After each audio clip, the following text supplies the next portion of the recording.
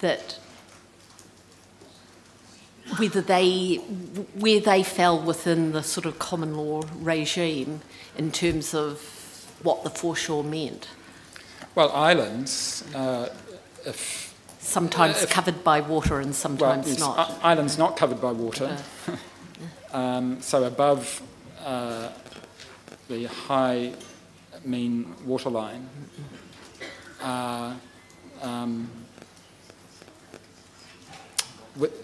not foreshore and seabed. So, so within the jurisdiction of the Māori Land Court and potentially Māori land. So sorry, not covered by water. What if they're sometimes covered by water and sometimes not covered by water? Yes, well then they become foreshore. Right. All right, well, I found it quite challenging, I have to say. And thus not an island, in the sense of being permanently dry land. But something that Māori might have used quite a bit. Possibly. Yes, and something that could change over time because of accretion as well. Yes. All right. Okay, thank you. So, to summarise, the Crown accepts that, by and large, it has not promoted legislation to recognise and protect customary title in the foreshore and seabed. This reflects the fact that from 1840 until the Ngāti Apa decision in 2003, the Crown considered it was the prima facie owner of the foreshore and the owner of the seabed. The Marine and Coastal Area Takutai Moana Act 2011, now in place, recognises and promotes the exercise of the customary interests of iwi, hapu and whānau in the common marine and coastal area of New Zealand.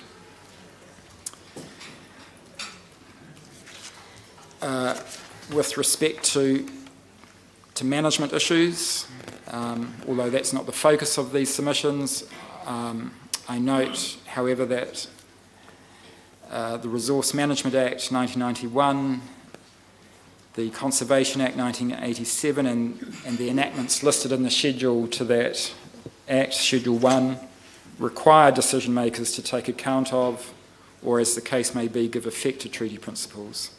And as I've already said, the Resource Management Act requires decision makers to recognise and provide for, as matters of national importance, a range of factors, including the relationship of Māori and their culture and traditions with their ancestral lands, water sites, wāhi, tapu and other taonga, and also protected customary rights recognised under the Takutai Moana Act 2011. The Crown's mistaken assumption that until the Ngāti Apa decision it owned the foreshore and seabed without encumbrance, importantly did not affect title to foreshore and seabed, where did not affect Māori customary title to foreshore and seabed where that existed. However, it may have impacted on the rights of Northland Māori to the extent they continue to have customary interests in the foreshore and seabed. However, there is no particular evidence before the tribunal of the extent of those customary interests, either now or at any particular time. And indeed, it is the Takutai Moana Act 2011, it's the task of that Act to identify where those customary interests now exist today.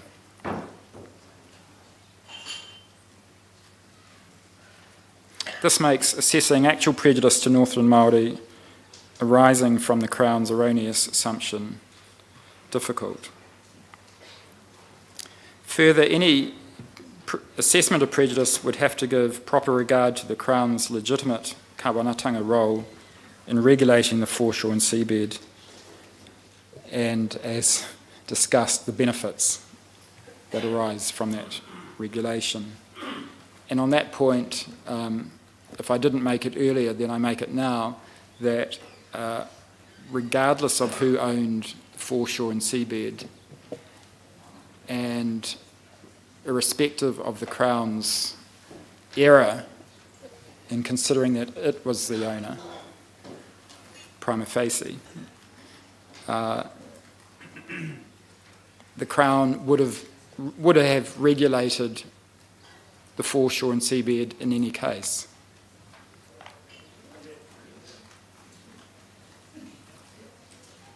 As part of its legitimate kawanatanga functions.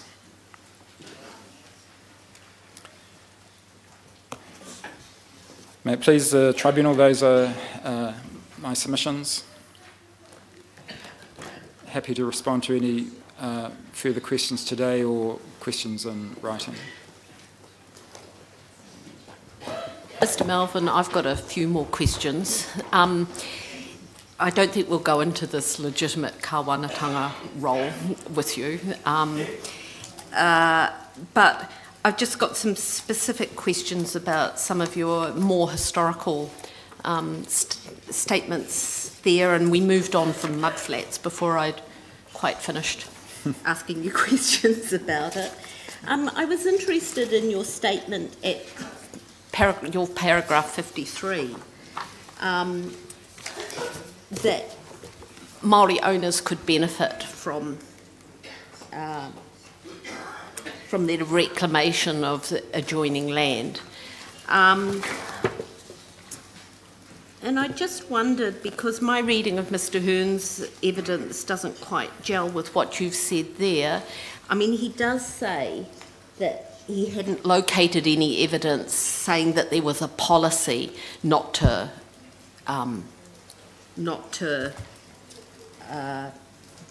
or to avoid reclaiming land that had Māori adjoining it.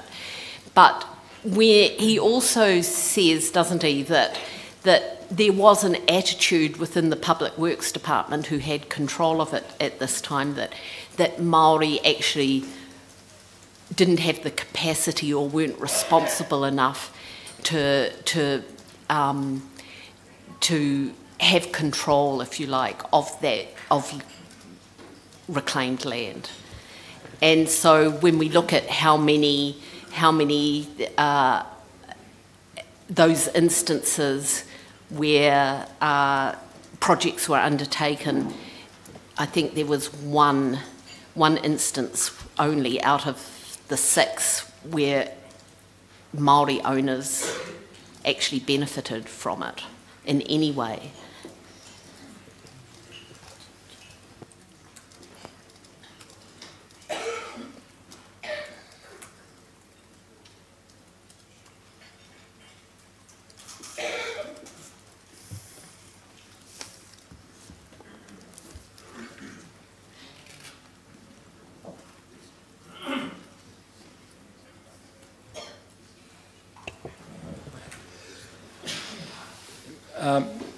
Mr. Irwin might be better addressing this question, but he's informing me that in cross-examination of Dr. Hearn, he took Dr. Hearn through this matter and identified with him several reclamations,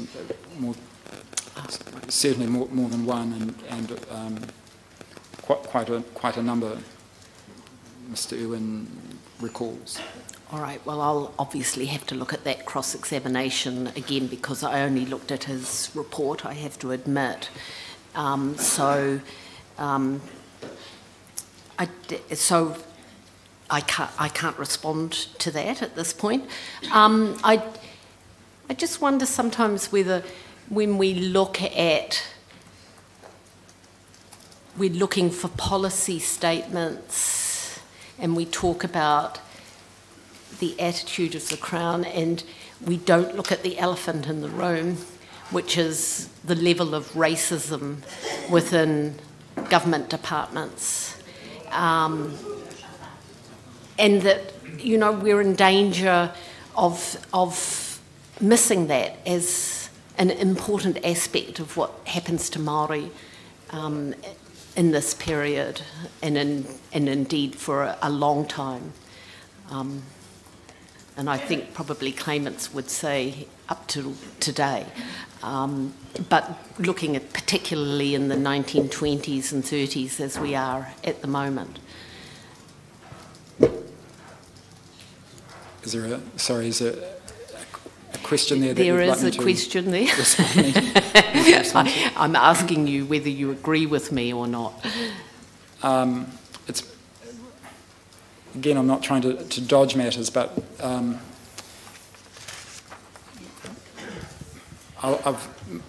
my focus here has been on Takutai Moana and title issues to it, and you're taking me to a topic that yes, all right. that is well outside the scope of what's been my focus. Well, we might talk to Council on the socio-economic issues about that.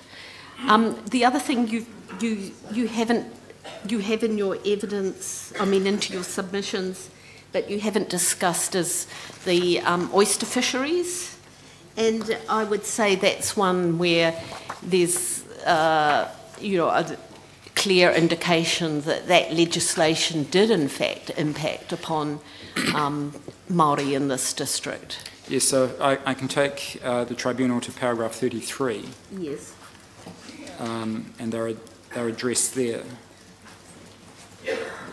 through to paragraph 37. Yes. So paragraph 33, it's or paragraph 34, the Crown agrees that with the claimant closing submissions that the oyster and sea fisheries legislation established a regime that regulated the oyster and other fisheries and was protective in its intent.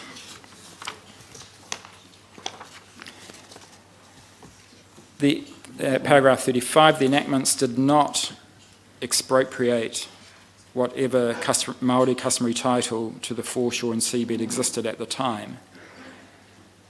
However, the Crown acknowledges the Tribunal's finding in its report on the Muri Whenua fishing claim. There's a quotation set out there, which I'll read out. The oyster laws assumed the unrestricted right of the Crown to dispose of inshore and foreshore fisheries. Inherent in that assumption was the view that the foreshore and the seas beyond them were held by the Crown without encumbrance. There was some uncertainty about that at first, but the opinion was soon almost sacrosanct that the Crown owned all the foreshores, including that adjoining Māori lands. So that's, again, reflecting and consistent with the Crown's understanding from 1840 that it was the owner of, prima facie owner of the foreshore. And that remained in place until 2003. And then at paragraph 37, it submitted any assessment of the extent to which the oyster and sea fisheries enactments impacted on the extant rights of Northern Māori as owners of foreshore and seabed would require the tribunal to undertake the difficult task of ascertaining what those rights were at the time in question. And again, a balancing of the Crown's legitimate kawanatanga role in regulating the oyster and other fisheries. Yes, and one of the obvious impact was the capacity of Māori to gather oysters. And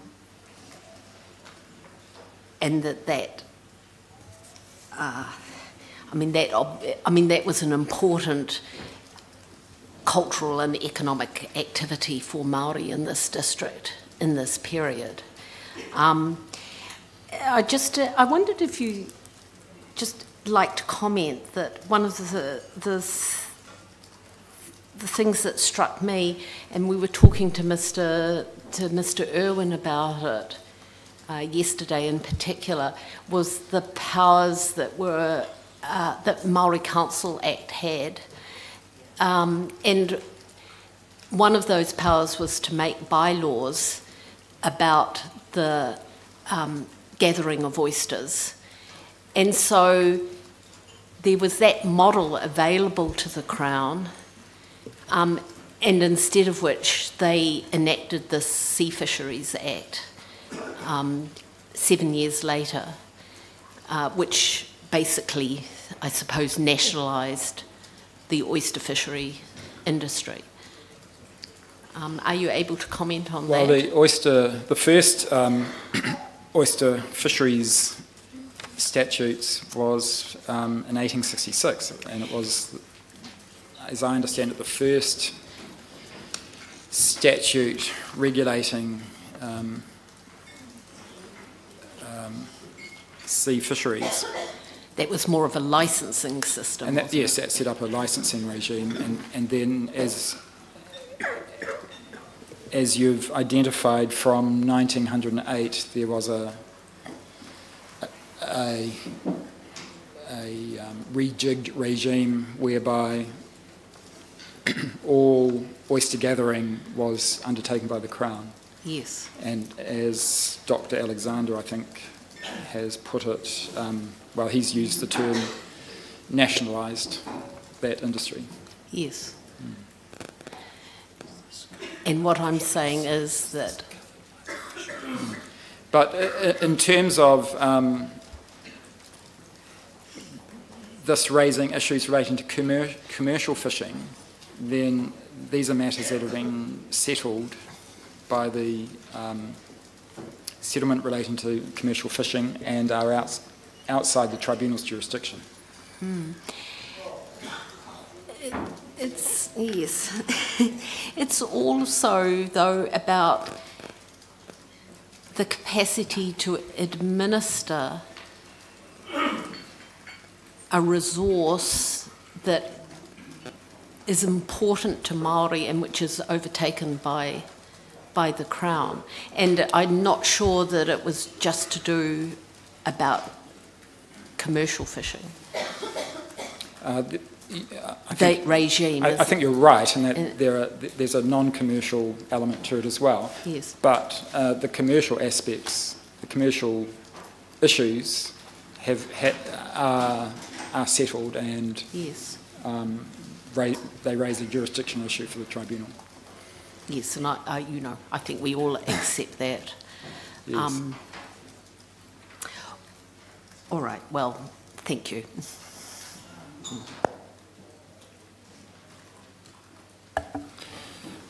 Thank you, Mr. Melvin. We have no further questions, although there may be clarification on some of those questions coming in writing.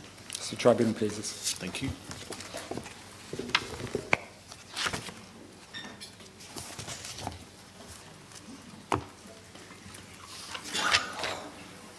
Now move on to economic development and capability. Mr. Hill. I believe the next issue is issue 12, which is economic development and capability. Yes. Which, that one. The Crown submissions are document number 3.3.408.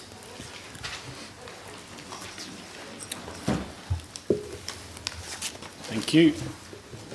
What I propose to do is to take you through my summary section in some detail at the introduction, skip over some of the higher level analysis of treaty duties and obligations sections, and get directly into the evidence in this inquiry district on the issue of economic development. Now again, as my friend Mr. Irwin has said, this is an introduction section, and I hope to, in the course of my submissions, flesh out and substantiate each of the statements that I make in it. Okay. So you don't want any questions at the start, like Mr. Irwin. You want...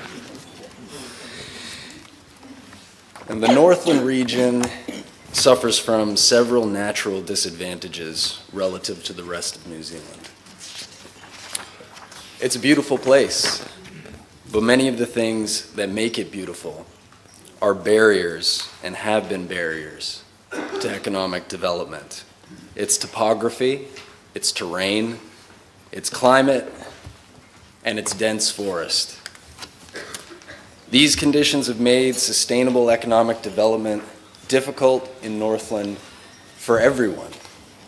As Nicholas Bailey states in his report on economic development commissioned by this tribunal, quote, "The issue for all in the Taraki region has been to find a sustainable, dependable form of economic activity that generally encourages growth and prosperity for the people living there."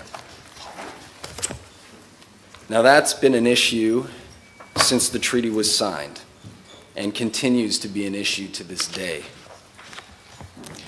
Northland's economic difficulties have been complex and interrelated. The poor fertility of the region's soil and general lack of flat, arable land made agricultural development difficult. These difficulties in developing agricultural land relative to other parts of New Zealand, combined with the region's relative isolation, rendered it less attractive to Pākehā settlement. In turn, lack of agricultural development led to dependency by both Māori and Pākehā alike on extractive industries. Most importantly, gum digging. This dependency on gum digging reduced the imperative to invest time, labor, and capital in agriculture, thus compounding the problem. It also subjected communities to international price fluctuations and market demand for the resource, which ultimately fell into terminal decline. This pattern was also true of other industries such as timber and flax milling. And the claimants point to the Crown's land purchasing policies and the land tenure regime as the primary cause of the historical and contemporary economic problems facing Northland Māori. The Crown acknowledges that its purchasing practices and land tenure regime had wide-ranging impacts. Purchasing reduced the land base of Northland Māori, and the system of Māori land tenure resulted in complexities in land administration and decision-making. Moreover, there was delayed uptake by settlers for Crown lands in the region, which slowed the anticipated economic gains from settlement. This is not, however, a complete explanation of Northland's economic difficulties, which had already become to be evident while Northland Māori were still in possession of the majority of their lands and prior to the introduction of the Native Land Court. Many of the conditions for economic growth were simply outside of the Crown's control and beyond its ability to rectify. These include the geographic aspects of the region, international markets for its products, competitions from other parts of New Zealand and the world, the decisions of settlers on where to migrate within New Zealand, and the decisions of investors and industry on where to direct their capital. Indeed, the evidence shows that Northland's precarious economic situation, characterized by prolonged periods of stagnation and punctuated by boom periods from extractive industries, existed from the very outset of the treaty relationship.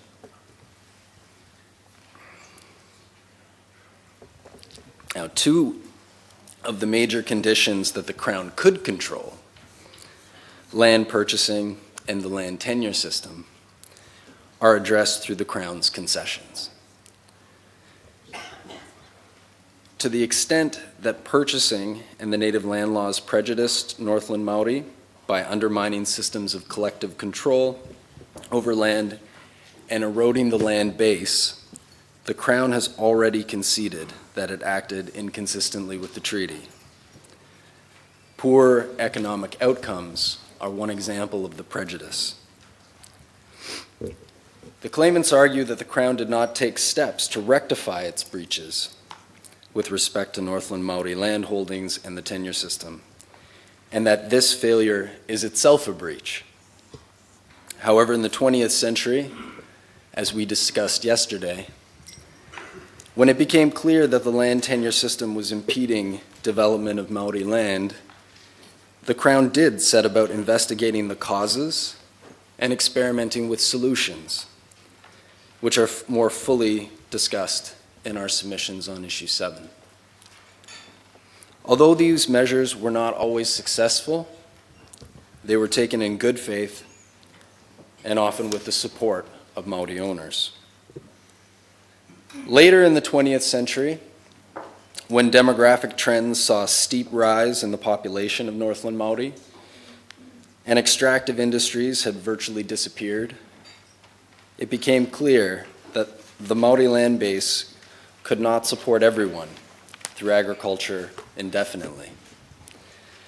Many Northland Maori had already begun to move to urban areas, both within and outside the region, in search of economic opportunities.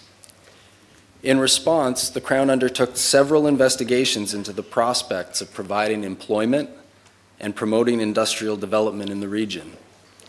However, there was little appetite among industry located in other parts of the country to move their operations to Northland, owing to, among other things, a lack of facilities, qualified workers, its remote location, and minimal infrastructure.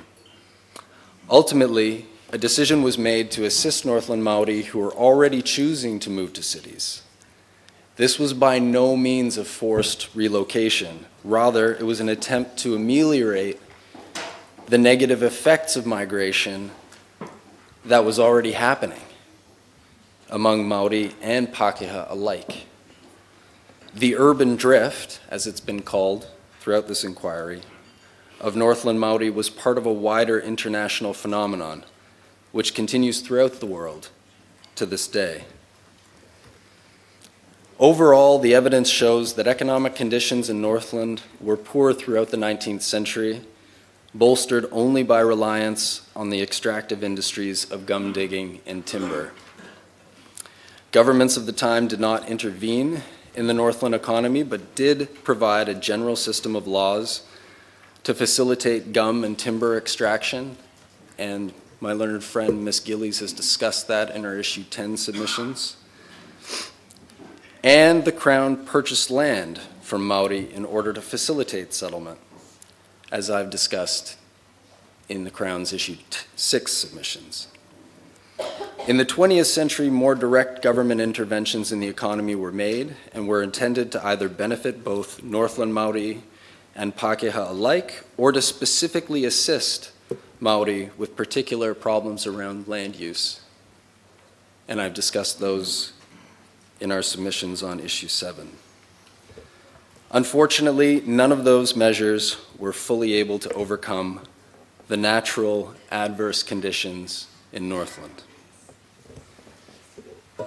Now, I would pass over the following sections to page 11, although I would commend those to the tribunal once you come to considering the issues and applying the relevant treaty standards.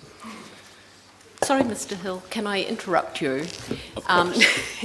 Because I'm not trying to be difficult at all, but it's difficult for me to not deal with statements as they are made at the time. And so, because there's just a danger of thoughts being lost as we go through, and I take on board that you may deal with them later in your submission. But I have to say for myself, it's just easier for me if I talk to you now about them. So please. It's your process. Yes.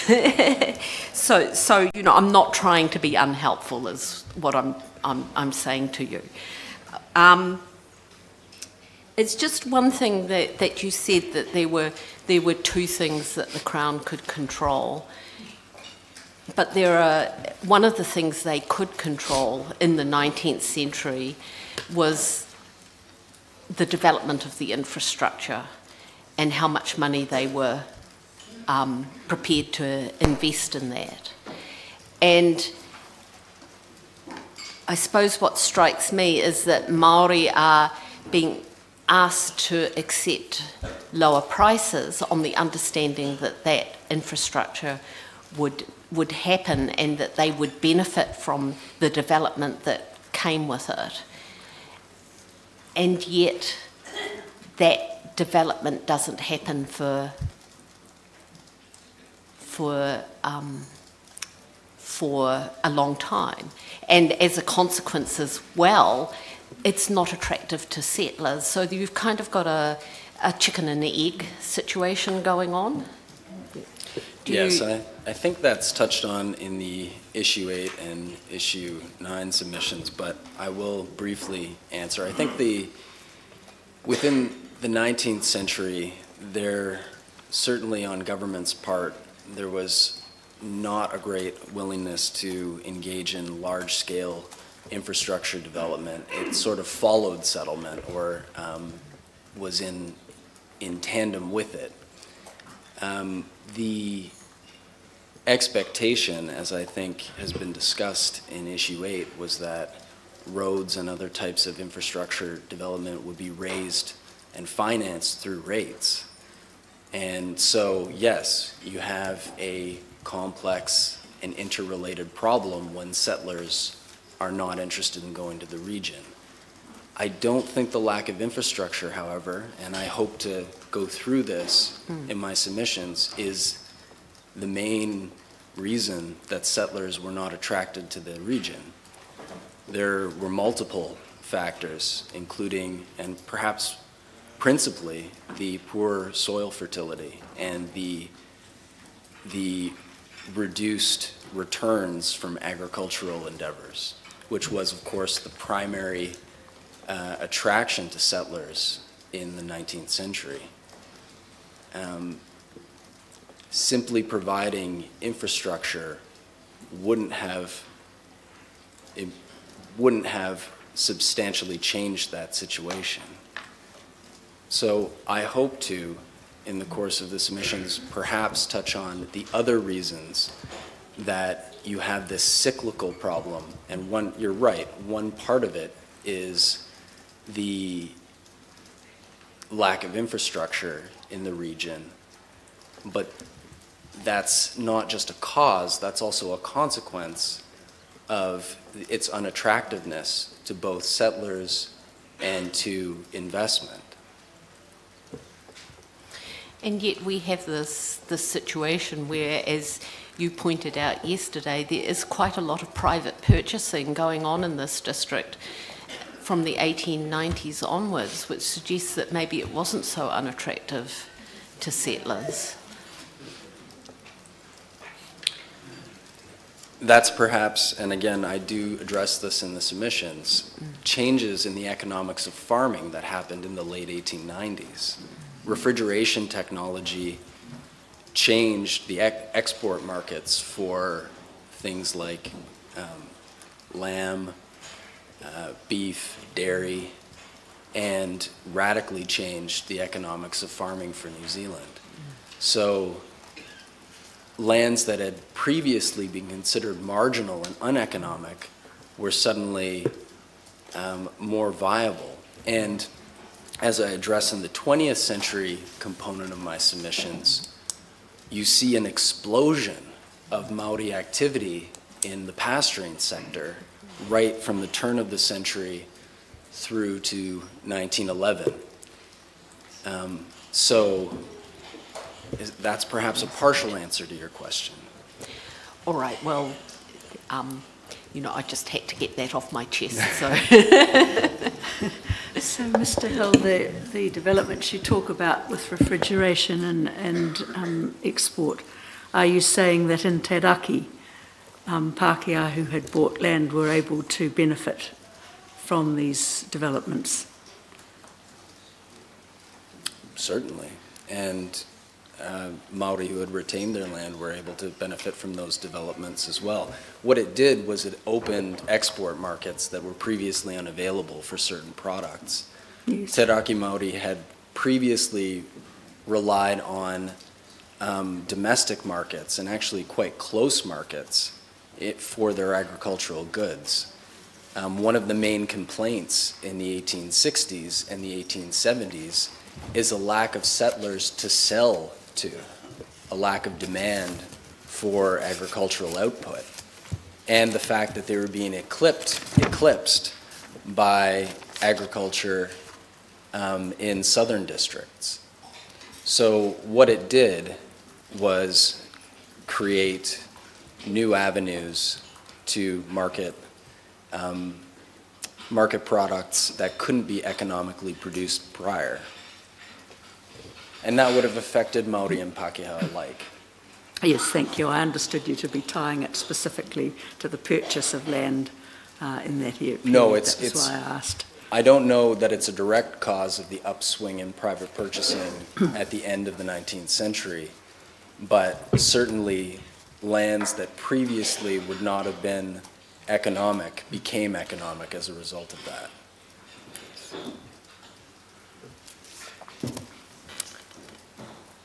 But then, of course, as I'll discuss in my submissions, the economies of farming change again in the 1930s. Now, I've taken you to page 11, which is the Crown's concessions. The Crown acknowledges that, over time, a significant amount of land and resources associated with it have been alienated from Northland Māori, primarily to the Crown. And this was discussed by me in greater detail in the submissions on issues 5, 6, and 7. The Crown accepts that the loss of these resources undoubtedly had an impact on the extent of any economic opportunities Northland Māori could have participated in, although quantifying the extent of any impact is difficult, if not impossible.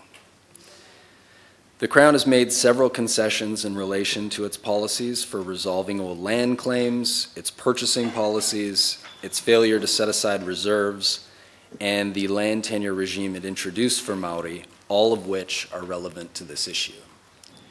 And I've set them out below, but I don't think I need to touch on them again or read through them again.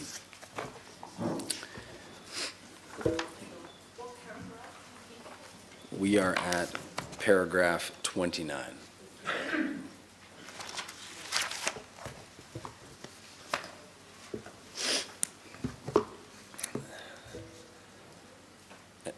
And so at paragraph 29, I've set out each of the concessions that I say are relevant to this issue, in that they're Crown concessions about Crown activities that either reduced the land base for Northland Māori or undermined the traditional systems of collective decision-making that could have facilitated economic development. Drew to our attention the other day your final concession at the top of page 13. Mm-hmm. The Crown accepts it did not have a system in place to ensure that it did not purchase land that was needed to ensure the iwi and hapu of Northland could continue to maintain themselves. That was a failure to actively protect Māori. That seems to me a really important concession, because it would seem that if such a system, in fact, had been in place and observed and carefully designed, that Māori and Te Raki might have been considerably better endowed with land. Is that your view as well? Certainly. That was one of the concessions with respect to issue 6 that we didn't go back to, but I believe in my discussion with Dr. Anderson, I believe is a very important concession. That yes, there was a failure on the Crown's part to ensure that it had a system in place to determine whether or not it was purchasing too much land. And that would have involved a great deal of care about recording reserves and knowing whose reserves they were, and other related considerations. Certainly. Now, paragraph 33, as discussed as I hope to discuss throughout these submissions, land tenure and even land loss is not the sole or even primary cause of the economic difficulties facing Northland and Northland Māori. But you'd, well, I presume you'd agree that having an economic base taken away from a people, it's going to be a hugely contributing factor to their economic ability to develop. Absolutely, and I think that is squarely addressed by the concessions that I've just set out. The economic impacts are examples of the prejudice that flow from those problems. And as we've seen in some of the reports, economic capability of Māori should also affects their empowerment generally in society, so that it affects also their ability to make decisions and be involved in decision making at various levels in society, and therefore it's considered that Māori in fact did not develop that kind of capability well, over quite a long period. So that's part of considering the impact of the loss of land on their overall empowerment as within the developing society. And what I've endeavored to do in these submissions is to go through the evidence that's before this tribunal to show how the difficulties facing what I've called the natural disadvantages facing Northland affected everyone in Northland and are somewhat, we still continue to face them today to a large extent. What I'd like to show is how different industries, and particularly the reliance on extractive industries in the 19th century, distorted the Northland economy in a way that other areas, perhaps immediately to the south or throughout New Zealand, weren't so distorted and were better able to develop sustainable commercial agriculture and other mainstays of the New Zealand economy. Did it distort the Māori, the Pākehā economy in the north as much as it did the Māori economy? I'm making a lot of promises here, but I hope to get to that. There's certainly evidence of a profound reliance on gum digging, both by Māori and Pākehā, and that it was a core economic resource and way of earning for both. I hope to take you to that. Because, Mr. Hill, I take on board what you're saying, but when I look at the end result, and we will get to this no doubt in the socio-economic issues, if we look at the statistics, we still have this very unpalatable fact that Māori have ended up being the most disadvantaged, the most with shortened lifespan, crowded housing, greater mortality, more likely to be subject to diseases of poverty. So both Māori and non-Māori might be facing the same circumstances in terms of the difficulties in the economy, but the end result still seems that Māori have ended up in a more parlous state. And I think that's a question that remains with us. What I'm trying to show is the lack of clarity about what government intervention, if any, would have been possible to reduce reliance on extractive industry in the 19th century and to shape the Northland economy in a more equitable way in the 20th century, beyond what was done in the land development schemes and consolidation schemes, as well as the regional development programs that were explored after the Second World War. So, yes, that's a profound problem in this region. Can I just ask, Mr. Hill, because the way I see your submissions, I suppose, in summary, is that there is that acknowledgement of, and there has been in other submissions as well, of the situation that Māori have come to due to being the loss of land and loss of that economic base. And the Crown, as you say, can control certain factors, and the land matters. The Crown certainly had a large contribution to that, and that's also been conceded. But then when putting Māori in that position, in having the economic base decimated, I suppose, has been acknowledged by the Crown as they have some part in that. When it comes to remedies, though, and looking to remedy that situation and looking to assist Māori, not just Māori, but others get out of that position, as it seems to me what the Crown is saying is that best efforts were made, but there were all these other external factors in play which they had no control over. And I think... Is that the position? I'm going to confine myself to the economic issues here. And what I would say is that the efforts that were made in the 20s and 30s through to the 1960s in land development schemes, it became clear that agriculture, reliance on the land, was never going to provide the level of employment or the level of economic development that had been anticipated, for the mere reason that the population was growing rapidly.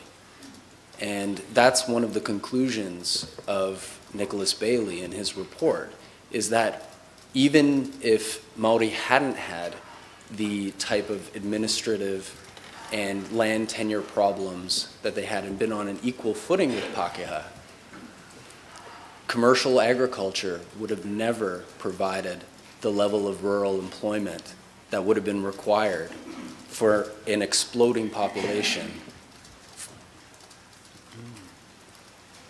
And I hope to take you to that. So my point is that the Crown acknowledges that there's a profound effect through both the imposition of the land tenure system and land loss, but we need to understand what a response is, what an appropriate response is going forward, and what were good faith responses in the past in light of changing economic circumstances, where the simple reliance on the land was never going to actually provide the economic outcomes that were being sought. And that could partly be explained because a lot of the land was taken by that time. The land holdings were now not as great as they had once been. We don't have... So they're starting from a deprived, well, they're starting from a position that is where the economic base is just not there, or the economic base is not as it once was. In terms of, and I deal with this in the urbanization and demographic transition sections of my submission,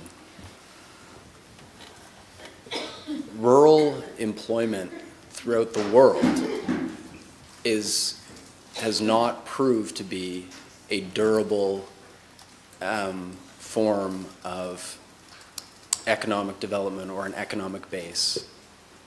It may provide some employment, and it may provide some profit to landowners and landholding corporations, but it is not and has not been since the Second World War in any developed country the basis of prosperity for the majority of people. And that's an international phenomenon. So So even if Māori did have the land holdings that they once did have, that wouldn't have made a difference? no, it certainly would have made a difference. My point is that with the expanding population, it wouldn't have been a silver bullet, and it would not have been a solution for everyone. And I hope to take you through the findings that support that. Yes. But undoubtedly, and I think that's acknowledged through the various concessions that the Crown has made, land loss and difficulties with land tenure had profound effects on Maori communities. My point is that in responding to that, in recognizing that at the beginning of the 20th century and towards the mid-20th century, what was the possible solution? And that was a profound problem facing the Crown and Maori alike. So now I hope to take you through the actual evidence that I base all these grand statements on.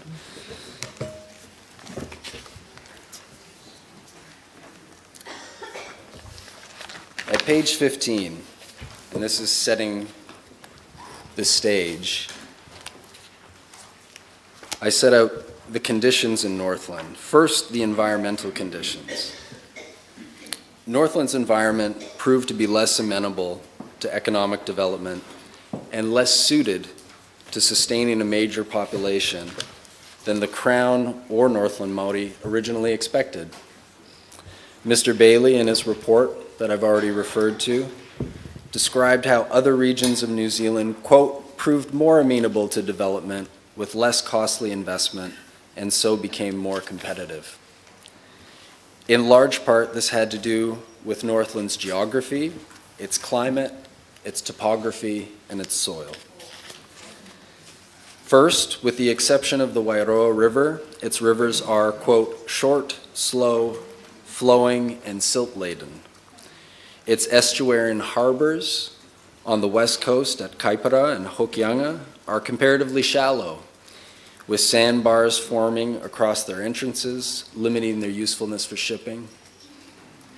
It is subject to high-intensity rainfalls, through which, quote, flood rises can be spectacular and flood damage serious. It also has the highest mean temperature in New Zealand, which, while great for tourism, causes soils to dry out in summer. This inhibits pasture growth and affects 1/3 of growing seasons. It has a very uneven landscape with a multitude of hills and valleys with steep gradients, and maintenance of pasture on these steep lands is not easy. There's comparatively little flat land, which is limited to narrow areas in the bottoms of river valleys. A combination of its topography, climate, and vegetation, quote, have produced soils that are generally strongly leached, warm, heavy clays with thin topsoils and low subsoil fertility. In part, this is because of its original afforestation with kauri, a more-forming species of tree which intensifies soil leaching. Sorry, Mr. Hill, can I stop you there? There are a few statements there that I'd like to look at, and one is this idea that the rivers are silt-laden, and the proneness to flood damage, because my understanding is that these are not actually natural features of this district. These are features that have been created by economic activity. The support I have for these statements is from Mr. Bailey's report, where he sets out the conditions in Northland before he gets into the economic history. I do not have a point-in-time reference for them. However, I defer to Mr. Bailey's findings about these being the background conditions upon which economic development could proceed. Yes, well, I think Mr. Bailey might have got his chronology a little out of order. Unfortunately, I didn't have the chance to cross-examine him. And so. indeed, neither did I. So,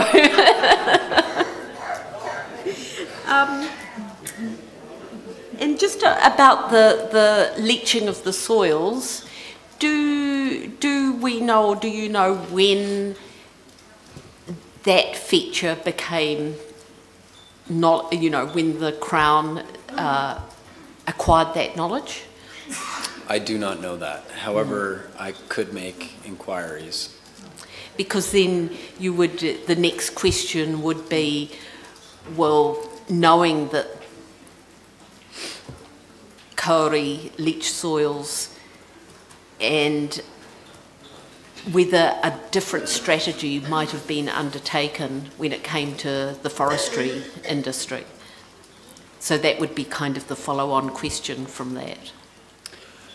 I think the point is more that when the dense canopy was being cleared in order to allow for farming, the expectation was that you'd have rich soils underneath, but that wasn't the case because actually kauri draw nutrients to themselves and lead to leaching. So I don't know whether it had anything to do with forestry policy as much as clearing for agriculture. And what I suppose I'm asking is, sometimes it is known that something is the case and policy continues on nonetheless, instead of there being a reflection and policy taking a new direction. So the timing of that knowledge might have some significance. I would take that. However, I would caution that in the 19th century, when this was happening, agriculture was the only prospect for a sustainable pathway to development. Timber extraction and gum digging, flax milling being the alternatives, and proving themselves to be highly volatile and obviously having huge environmental impacts as well. So even if there had been knowledge that there were poor soils, what pathway was left other than encouraging what kind of marginal agriculture could be conducted in those soils? All right, thank you.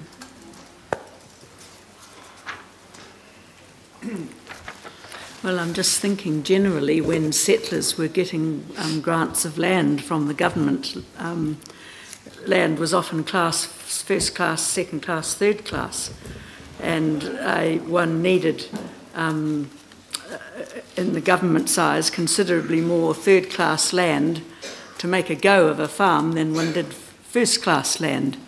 So it just sort of raises the question again about the extent of Crown purchasing of large blocks and the question of knowledge, and if it was in fact known that this land was not all that good, which may well have been the case in a broad sense by this latter part of the 19th century, whether that could possibly have been one of the considerations the Crown worked on in terms of reducing or stopping large purchases.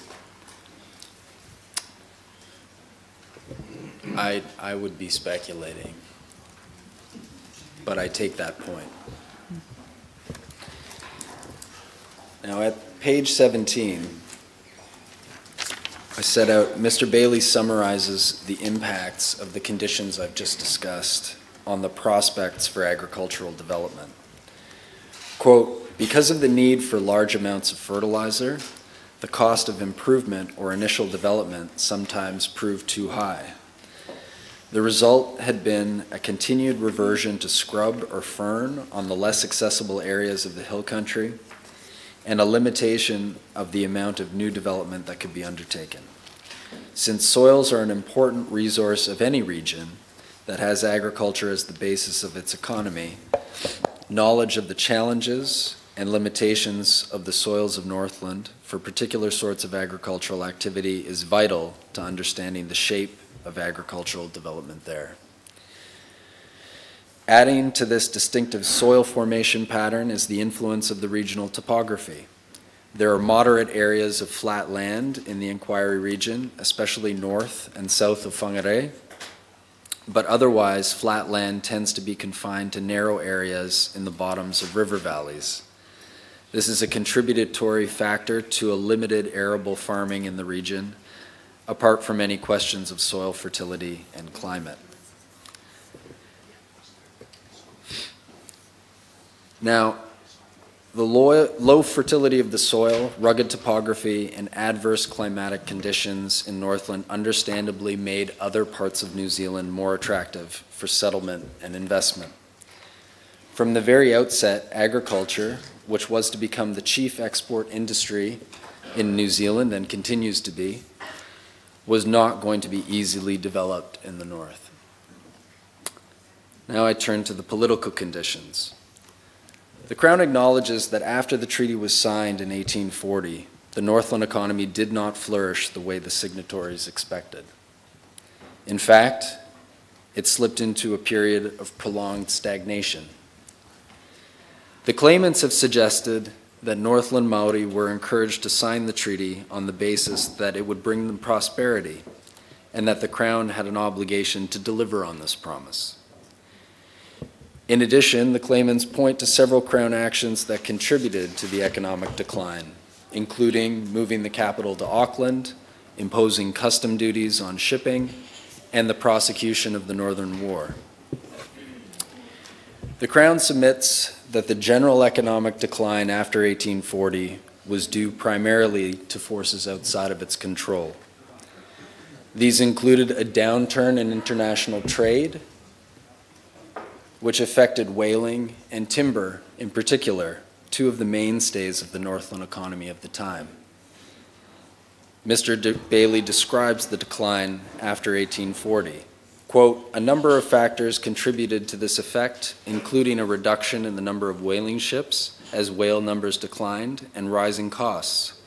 Costs rose or were sufficiently high to begin with, making competition with other cheaper sources for resources more difficult.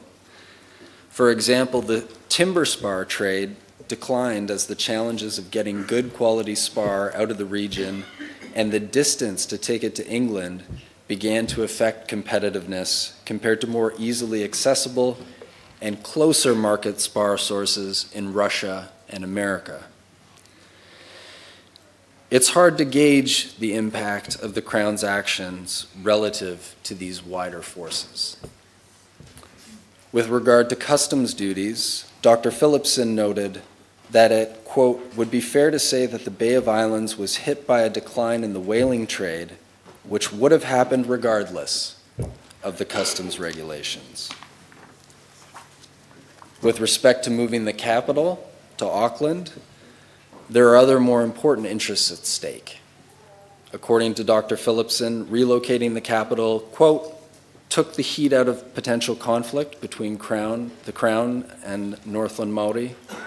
Dr. Phillipson also concluded that the Crown did not promise Ngāpuhi the capital would remain in the Bay of Islands forever, that the decision to relocate the capital was not unreasonable, and that there were good reasons for moving it. Quote, "Given the desire to combine a central geographical location with a good harbor, a large agricultural hinterland, and a site practical for a big city, there were good reasons for the governor to move the capital from Russell." Now, these reasons that Dr. Phillipson has set out for relocating the capital also speak to the comparative disadvantages of Northland's geography, climate, topography, soil, and location, as we've already discussed. It also lacked a comparable harbor and sufficient flatland with fertile soil for agriculture. Now, with respect to the Northern War, the Crown has discussed its causes and effects more fully in its submissions on issue 3, which you've discussed at length with my learned friend, Mr. Irwin. In short, the Crown does not accept responsibility for causing the war. The Crown also does not accept responsibility for the war's effect on settler migration and the economic development in Northland. And I would just take a quote from, again, Mr. Bailey. The destruction of Kororareka was a further severe blow to the Te Raki economy, both in terms of the value of goods lost and the eviction of valuable Pākehā settlers. Kororareka never recovered, with total exports falling from 5,678 pounds in 1844 to 48 pounds by 1851. These, the Crown submits, are the results of actions by third parties and by Northland Māori themselves. Prospective settlers were quite reasonably apprehensive about seeking their fortune in a part of the country where war had recently broken out. Now I turn to the specific economic opportunities that were available in the 19th century. And the first, of course, is agriculture. Now, I've already discussed how the environmental conditions in Northland have made it less amenable to agriculture than other areas of New Zealand. Now, these comparative disadvantages in agricultural development became clear almost immediately after the treaty was signed. From 1840 to 1865, Northland agricultural products were eclipsed by produce from areas closer to Auckland. And I have a quote again from Mr. Bailey. While some entrepreneurs were still able to trade, such as Heme Tautari, who operated a series of coastal trading ships between the late 1840s and 1865, delivering produce from the Bay of Islands, the amount, and I'm skipping to the end of the quote, the amount of produce overall coming out of the region had been comprehensively overtaken by quantities coming from Hauraki and other areas nearer to Auckland. Northland Māori responded to this situation by actively soliciting the Crown to purchase their lands in order to promote settlement by Europeans. The expectation was, on all sides, that European settlement would provide a market for Northland Māori produce and prompt development of roads and other infrastructure. In 1857, Te Karere Māori reported, quote, "The Ngāpuhi, who were first among the tribes of New Zealand to invite the English to settle among them, are now more anxious than ever that their part of the country should be settled by a large European population. This tribe feels confident that no harm will result to them from the introduction of more Europeans. On the contrary, they consider that their poverty arises from having no population to consume their surplus produce. No means of getting plows, carts, horses, harrows, and other implements to improve their wastelands. Therefore they say," and there's a quotation, "Let us have more white people. We have been so long accustomed to them that we cannot live without them. Let our wastelands be purchased by the government, that we may see the country around us improved by having good agricultural farms with roads, bridges, and other facilities to enable us to travel with safety and comfort from place to place." And this is echoed by some of the quotations that I took you to in issue 6, in particular by Rangatira Moitura in encouraging settlement and Crown purchase in the Hokianga. The claimants... Sorry, Mr. Hill, and in fact, I mean, we come back to this problem again and again, don't we? That, for example, when they're discussing with Governor Brown their desire for a settlement at Kerikeri, and their whole agreement to sell and to sell at a certain price is on the understanding that certain things will happen, that they're led to believe that certain things will happen, that there will be a settlement, that settlers will come in, that they'll have a market. And these things actually don't happen. And so the historian who looked at that in particular, Dr. O'Malley, comes to the conclusion that at some level it's a ruse, if you like, to part Māori from their land at as cheaper prices as possible. And that analysis, I think, is perhaps best reserved for the pre-1865 alienations as well as Crown purchasing after. What I now want to take you to is the difficulties in farming that presented everyone who tried to attempt it in Northland.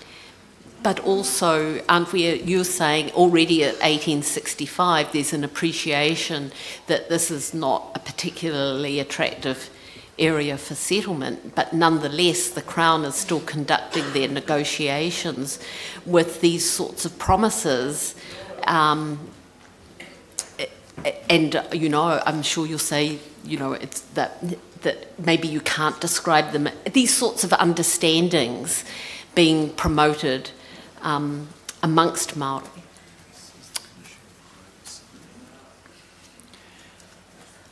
I mean, certainly with the benefit of hindsight, we can criticize both the Crown and Northland Māori understandings of what would happen if the Crown purchased these large tracts of land to promote settlement. We now know that there wasn't, until much later, the type of uptake by settlers that was expected or hoped for. I mean, perhaps it was a case of wishful thinking on all sides, that opening lands up to settlement, that, you know, the rain will follow the plow. The case is, though, that the barriers to and the difficulties in developing agriculture made settlement less attractive in the area as opposed to other parts of the country, and drew settlers, which drew settlers away to different areas where there were more and better arable lands available. Yes, well, unfortunately, the good intentions of the Crown, or it ended up that Māori ended up bearing the brunt of the fact that those expectations, in fact, couldn't be fulfilled. And certainly the Crown has conceded that where by bearing the brunt you mean landlessness and insufficiency of lands resulting from Crown action, that is plainly a breach of the treaty. All right, thank you. And I've just been thinking while you're talking, this is not the only place in New Zealand where chiefs had those kinds of expectations about the benefits that settlement would bring. We can think of letters coming from Ngāti Kahungunu chiefs to the government, or from Taranaki, wanting settlers in a similar kind of way, because they were seen as you know, a necessary element to economic development.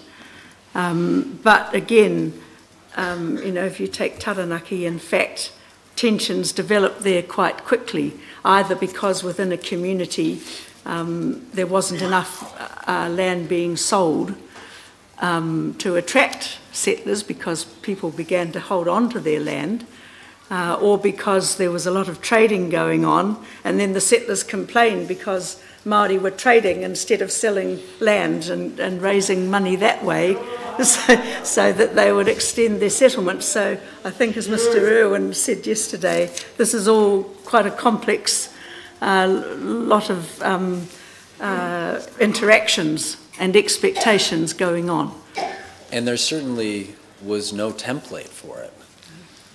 The other areas of British colonization of the British Empire proceeded in very different ways. So again, I think we have to be careful about operating solely and judging things solely with the benefit of hindsight, that all sides at this point perhaps naively thought that opening lands up for settlement would spur an economy that was in a profound state of stagnation in the 1860s and 1870s.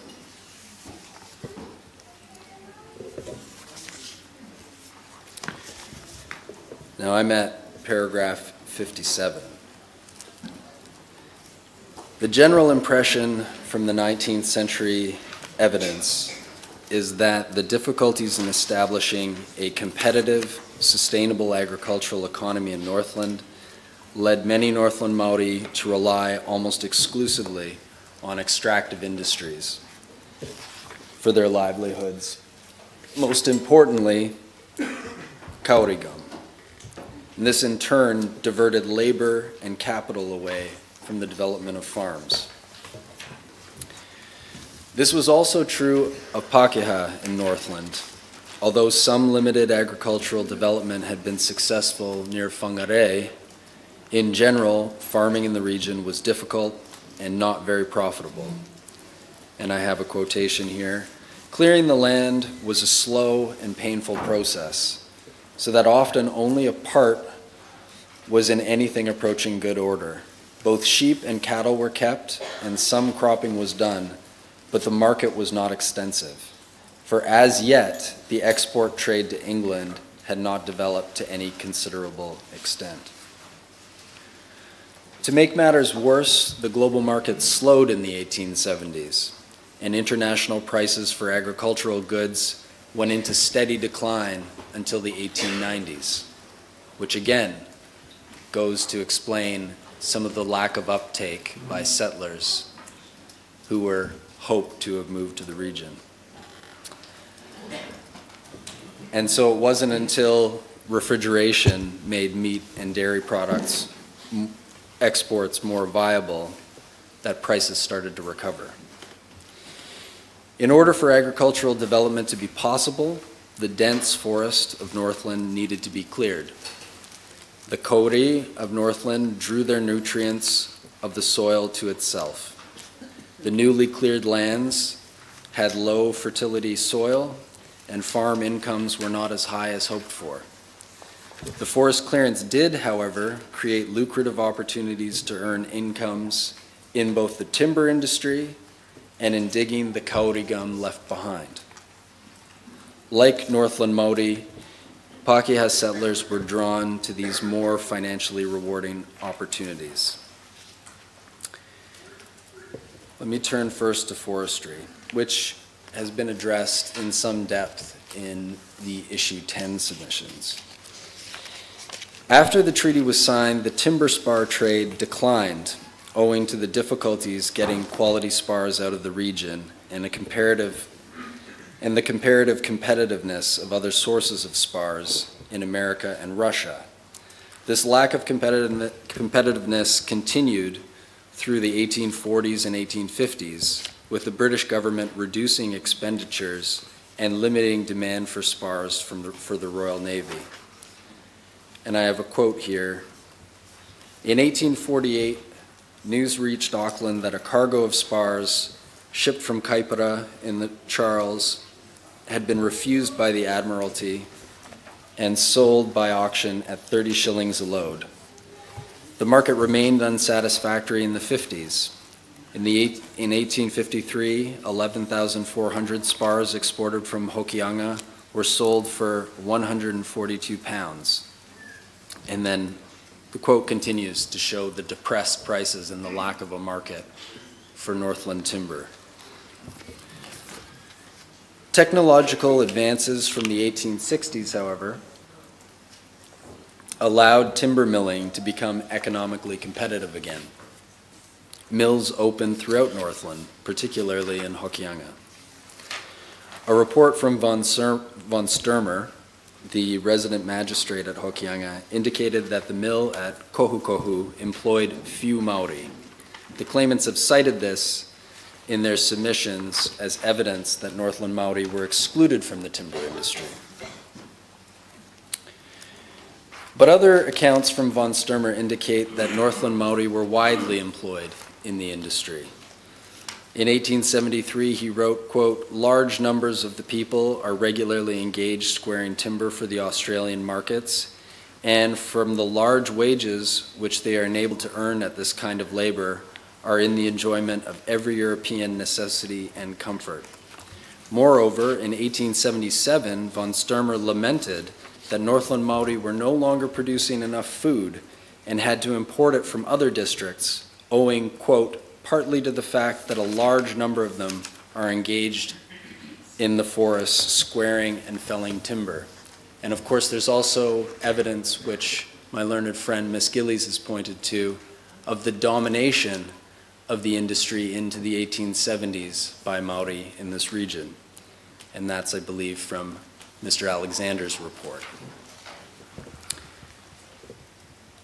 Mr. Bailey notes, quote, "Many Maori were noted initially as being involved in the Hokianga timber trade.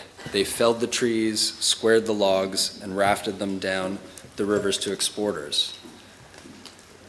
And there were also benefits from leases of Maori land for timber extraction, which again, Ms. Gillies discusses in her submissions.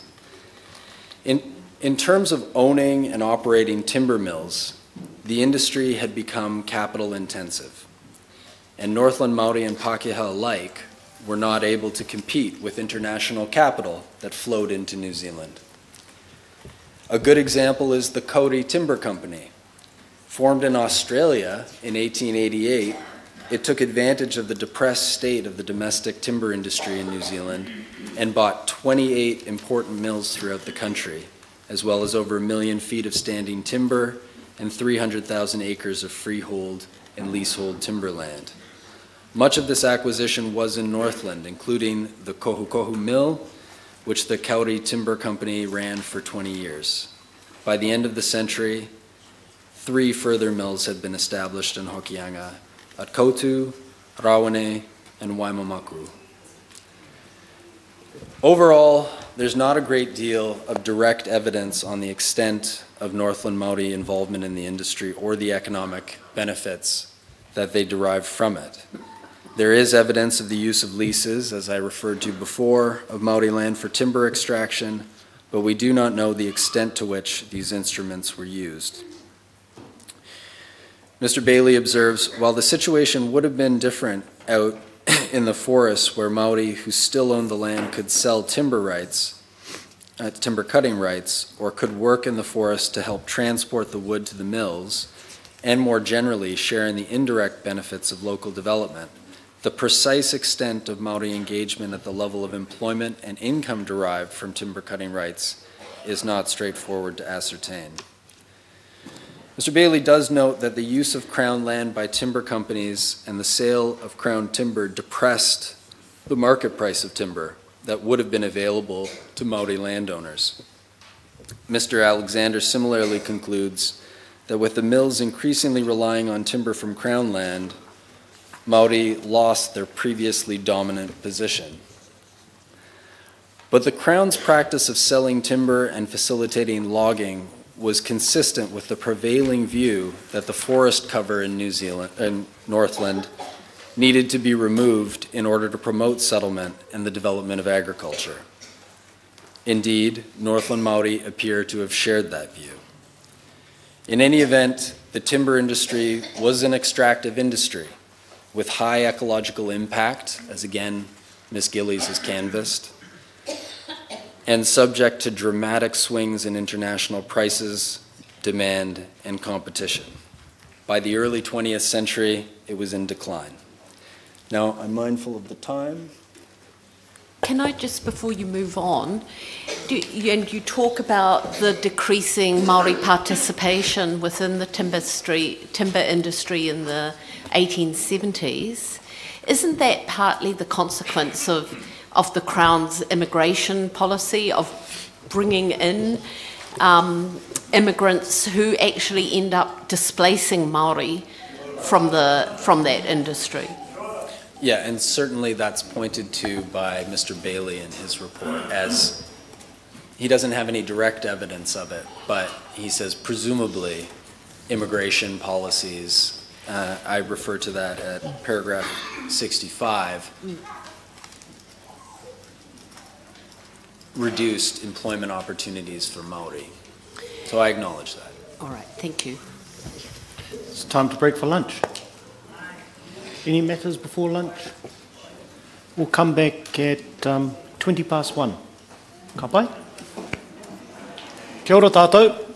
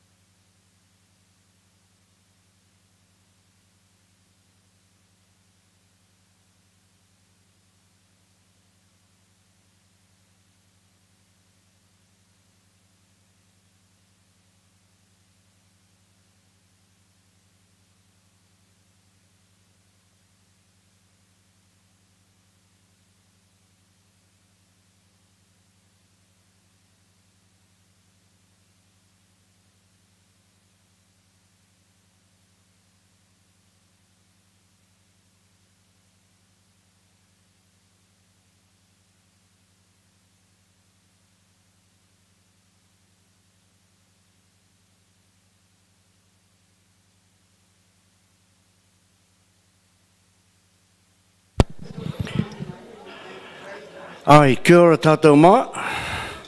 Tātana ka riri ngā te tribunal, te tepu, e hoku i te hokinga mai ngā kai kōrero o te krauna. Nō reira, he tātou mā, e noho mā, e noho.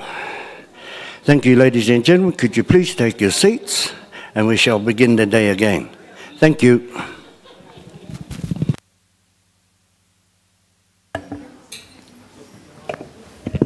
Sir, I realise Dr. Parsonson is still on her way, but just while she is, I did want to advise the Tribunal of a slight change to our timetable. We wish to present the issue 14 submission after this submission, just at this moment, just to swap those two submissions. So issue 13 will come possibly tomorrow, I think. Yeah. While we wait, he kōrero anō tāku, he whakamaumaharatanga. Mō tētahi o nā mea kei mua ia hau. Ai, kei reira tōnu te mea. Tētahi ke te anō kei te takoto mai nei, he ke te āhua iti. Engari, e muri i te hōmaitanga ke te tākuta Bruce Gregory kia hau me ana credentials kei roto rā. Puta te whakaaro kia hau me he whakahoki au i te whakaaro ki te iwi me hoatu au i etahi ke te me aku credentials. Whakaaro hau he aha aku credentials. Ai whakaaro au ko aku kupu, aku credentials. I te wā o aku opening submissions i te tima, i tētahi hui hui nā o te wahanga tuatahi.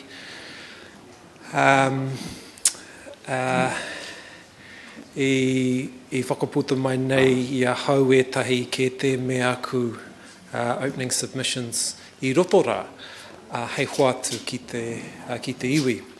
Engari I taua wai puta te puahu ki taku whakaaro. He whakaaro I runa I te aroha ki te iwi.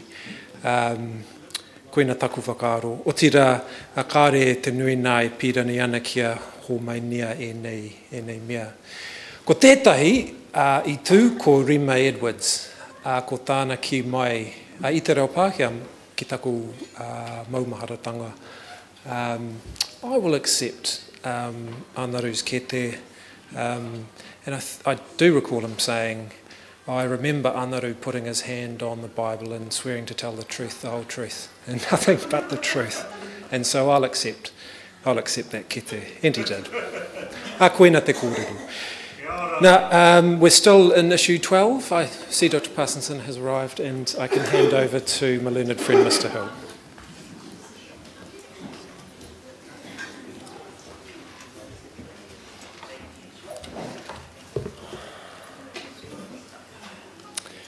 I believe where we left off, we had just finished discussing timber extraction in the 19th century.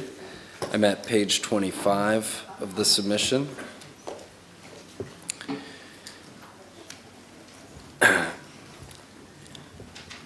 And I have a section on flax milling, which was an economic opportunity in the 19th century. However, I'll skip that and get on to gum digging, which I think is the key industry in understanding the development of the Northland economy in the 19th century. Given the dense afforestation of Northland with kauri, the region was rich with kauri gum, a resin used in industrial processes. Unlike agriculture and timber, digging for kauri gum required no significant capital investment. Indeed, early efforts could be better described as gum gathering, as it was readily available at the surface of the ground in Northland. Now, in issue 10, we've discussed the extent of Maori involvement in the industry. over 200,000 acres of Māori land were devoted to digging, and owners derived, I believe Mr. Alexander described them as substantial licensing fees and royalties. And Māori diggers themselves were being paid much higher wages than average. What I want to underscore in these submissions is how this extractive bonanza drew effort off and capital away from more sustainable forms of development. Gum digging could be lucrative, but it diverted effort from the development of the land itself and agricultural pursuits. It was also subject to international demand and price fluctuations. Resident magistrates throughout the region noted that reliance on gum digging was contributing to the failure of Northland Māori to grow enough food for themselves, let alone for export to other regions. Williams commented on this pattern in the Bay of Islands, von Sturmer in Hokianga, and Bishop in Manganui. Bishop described in particular detail the role of gum digging for Northland Māori in a series of reports to the Native Secretary. One from 1888, quote, "The cultivation of the soil is still very much neglected, and few of the people raise more crops than barely suffice for their own subsistence. There is a great inducement to neglect in this particular in the fact that the natives are able to with so little trouble to provide amply for all immediate requirements by the proceeds of gum digging." And then in 1891, "Kauri gum affords an apparently inexhaustible mine of wealth. Not only does almost the whole native population of the North rely upon it as a means of subsistence, but a very large percentage of the Europeans also. At present, there is little apparent decrease in its production. It will be a bad day for the natives when they can no longer rely upon this very profitable industry." Mr. Bailey describes the role of gum digging and its impacts on Northland Māori communities in his report. Quote, this is at the top of page 27, "What had emerged generally throughout the region by the late 1860s was a growing dependence on the gum trade as the single source of employment and income for the majority of Māori. What seemed to be declining was the ability and desire, now that markets had dried up or were not readily accessible, to grow in a systematic manner a range of crops for food and processing, and to coordinate the trade resulting from these productions to increase investment and expand further as necessary." And here again, we're talking about the lack of local markets for Northland Māori produce because of the lack of settlement and the eclipsing of Northland agricultural exports by regions closer to Auckland.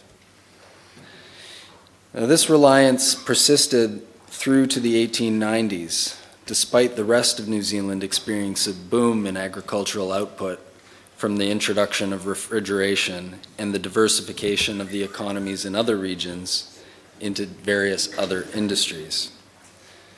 This reliance meant, and here again I'm quoting from Mr. Bailey, "Urban development was negligible. Alternative sources of long-term economic capability remained undeveloped, and reflecting and compounding these factors, infrastructure, in particular roads and rail expansion, was of a limited nature.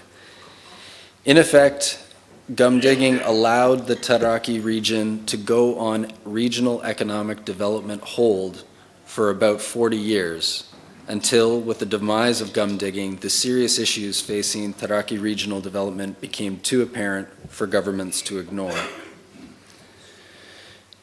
Mr. Alexander similarly concludes that the draw of Northland Māori to the gum fields led to the neglect of crops and lands, and as a result, Māori agriculture in Northland, quote, "went backward from 1860 to 1910.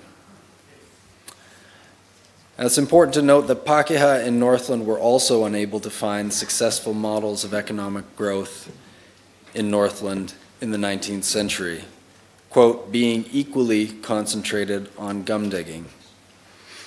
As resident magistrate Bishop noted in 1891, the letter I just took you to, a very large percentage of Pākehā had come to rely on gum digging to the detriment of agricultural development.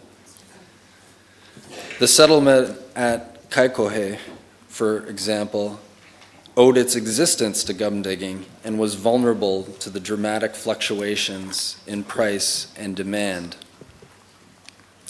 Articles in the New Zealand Herald from the 1890s describe this tenuous relationship.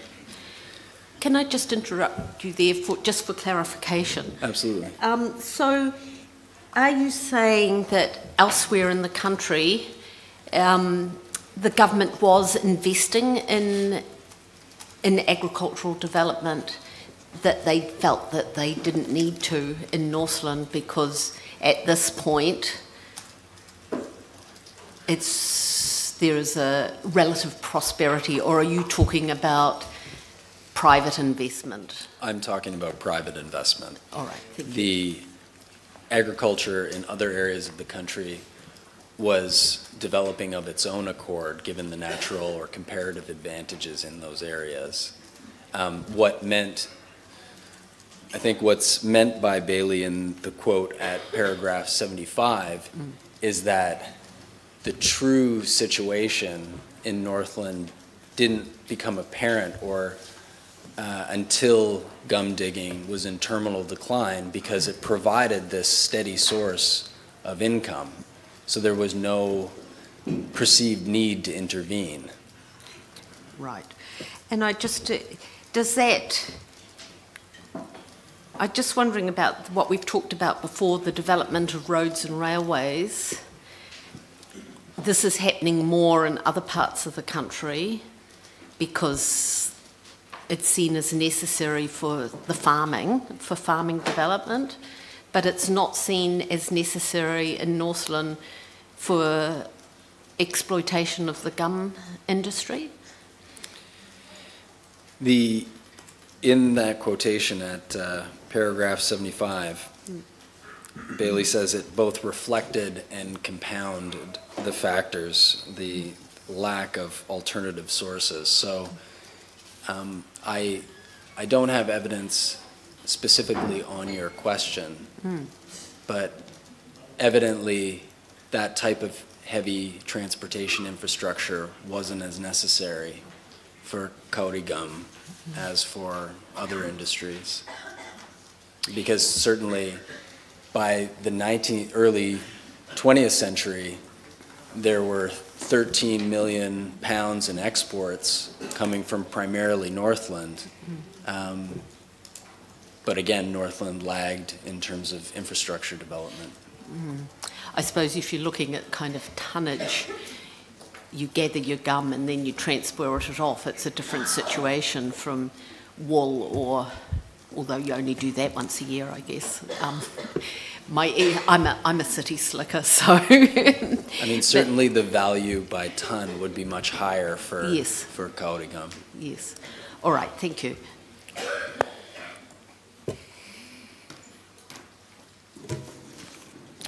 So I was at paragraph 79, where I've reproduced some extracts from articles in the New Zealand Herald from the 1890s. The first, 1892, quote, "Gum is the very raison d'etre of Kaikohe's existence, and it furnishes by its export a very good reason for such existence." A year later, quote, "The spirits of our little population at Kaikohe rise and fall with the gum market, for the whole of us, natives and whites, are dependent on the production of this valuable commodity." 1896, quote, "Gum has bought the land, built the house, reared the fences, stocked the paddocks, and fashioned a bit of wild country into a settler's well-arranged, comfortable homestead."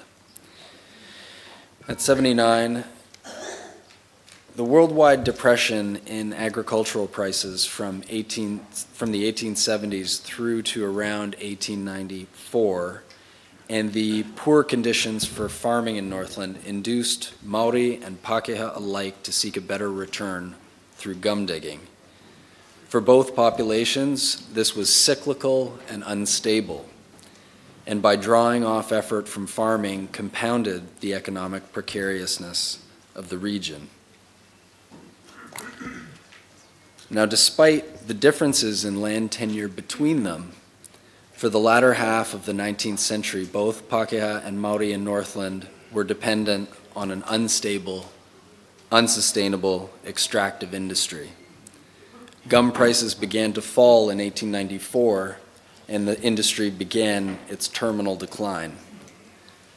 These, we submit, are matters outside the Crown's control.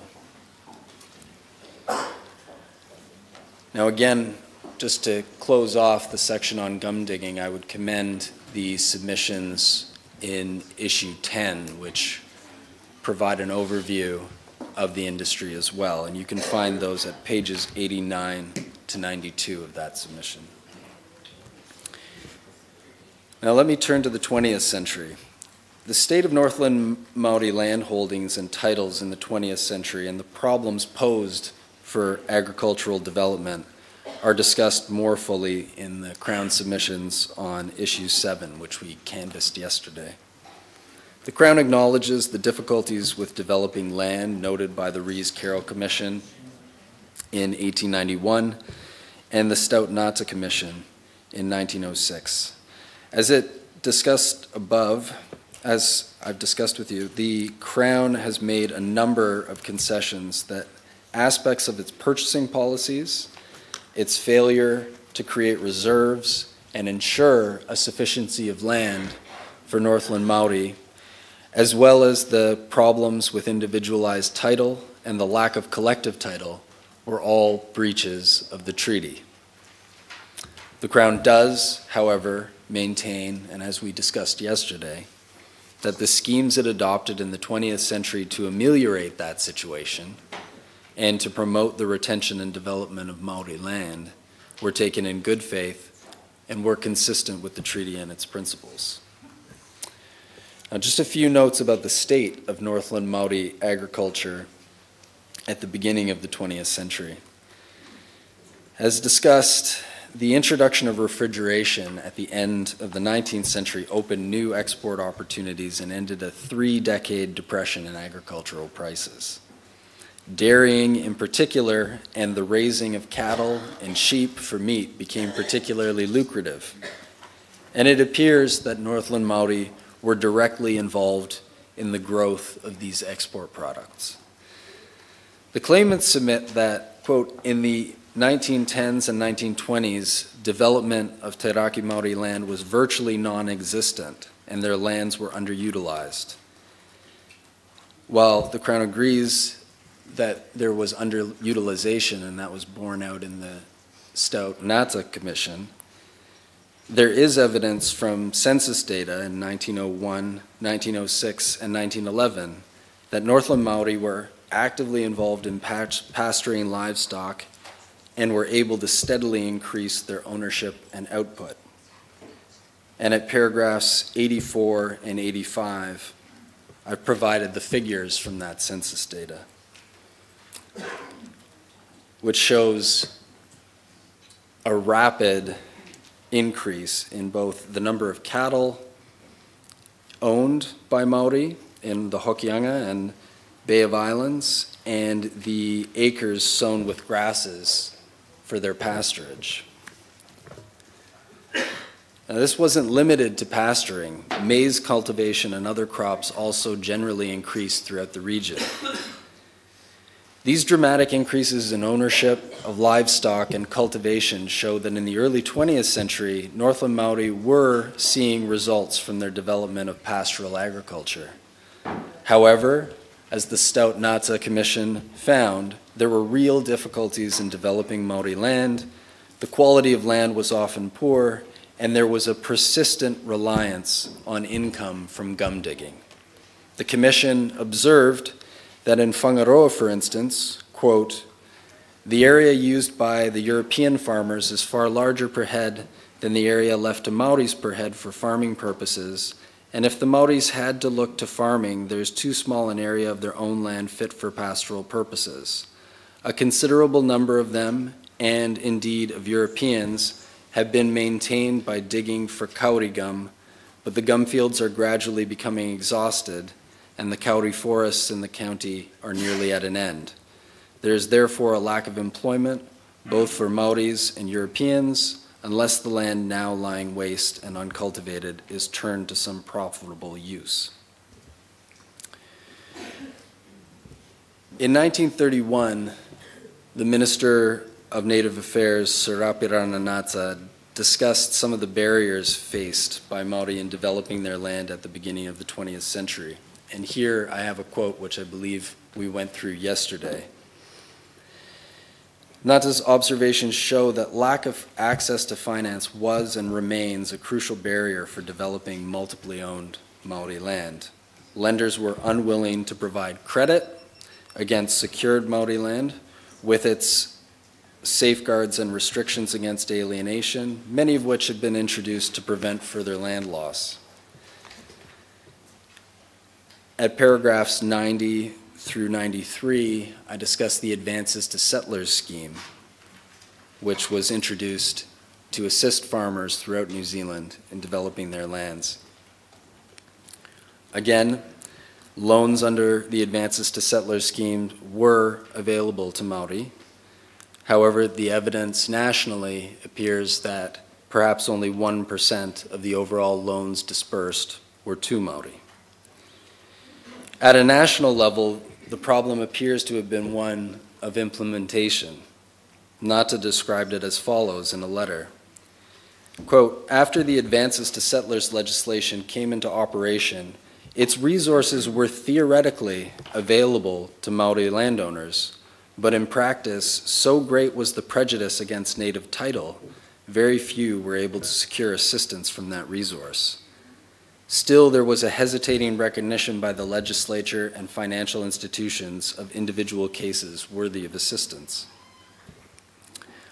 A 1929 communication between the Undersecretary of the Native Department and Ngāta also expresses this view.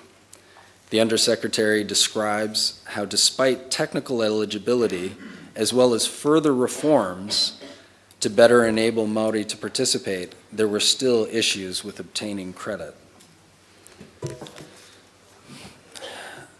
The Crown submits that there's insufficient evidence in this inquiry to conclude categorically that Northland Maori did not benefit from the loans under the scheme, but we acknowledge that nationally there was very low uptake. In any event... And sorry, Mr. Hill, there would be no reason why it would be different in Northland that you could identify? No, however, I just want to correct what I think is the perception in the record that there wasn't statutory availability or eligibility at all. The Armstrong and Subasic in their report conclude that there was simply, it was unavailable and that Maori were statutorily excluded from the scheme. Yes. And I think that this correspondence between Ngāta and the Undersecretary shows quite clearly that not only was there eligibility in the first instance, there were multiple reforms to the legislation to better enable Maori to access those funds. However, we don't have evidence on why there was no uptake. And that's a problem that, despite these reforms, has continued and is still a problem even to the current day, in terms of housing and what have you, those continuing disabilities. And perhaps on those issues we can canvass those more in issue 13. Yes. All right. Thank you. Now, we've discussed yesterday with issue 7 how Ngāta proposed consolidation of titles as one solution to the issues with Maori tenure. And at paragraphs 96 to 98, I briefly summarize that. At paragraph 99, I again touch on the land development schemes and the assistance that was provided to Maori farmers in Northland through those schemes. I would take you to paragraph 102, where there's an important conclusion of Mr. Bailey, which I touched on in my issue 7 submissions. Bailey describes how commercial farming had come to rely on less and less labor and was a diminishing source of rural employment.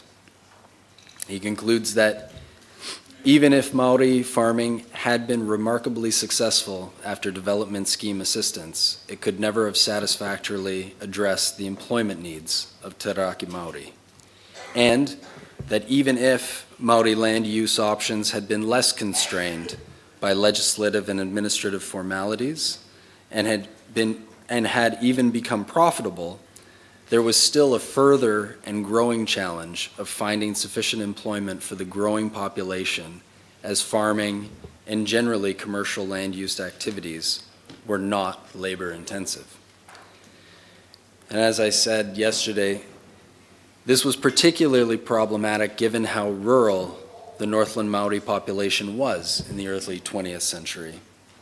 In 1958, 83% of Northland Maori lived outside of boroughs as opposed to 57% of Pākehā. When the Maori population began to rapidly rise, further pressure was put on these rural areas and the dwindling employment opportunities in them. And as I go on to discuss, this led Northland Maori to leave their lands in search of opportunities in cities within Northland and beyond. At page 35, I begin to discuss the demographic transition that was occurring. The claimants have stated that the Crown's urbanization policies serve to further undermine Maori economic development in Northland. The evidence shows that the urban drift of Maori to cities started during the Second World War and was part of an international phenomenon and the result of a variety of demographic, social, and economic changes affecting Maori society generally. The Crown's initial response was to try to find options for regional development and employment that would stem the process and encourage Maori to stay in the rural areas of Northland.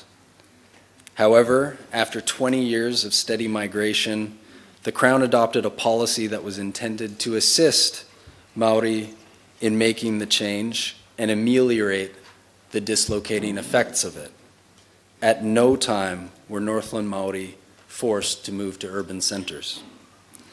Now I'm going to stop you there because some of the, and maybe we will get onto this in socio-economic issues, but it was Mr. Wassell's evidence that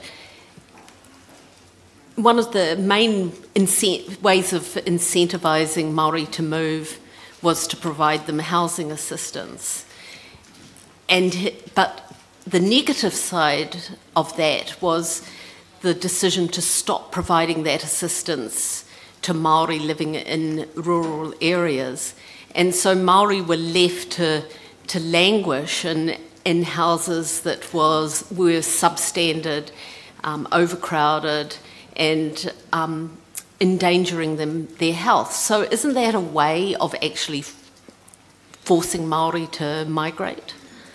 And I think this may be canvassed in more detail in the issue 13 submissions. Yes. Certainly, the point here is that after the Second World War, there was no policy on relocation.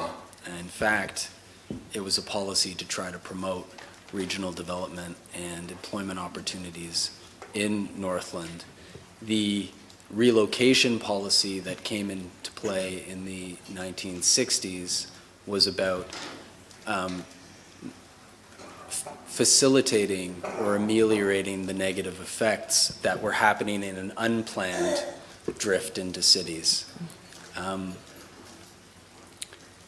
I don't have in these submissions the response to that particular point around the provision of housing in the rural districts. Hopefully we can canvass that in the issue 13 submissions. All right, thank you.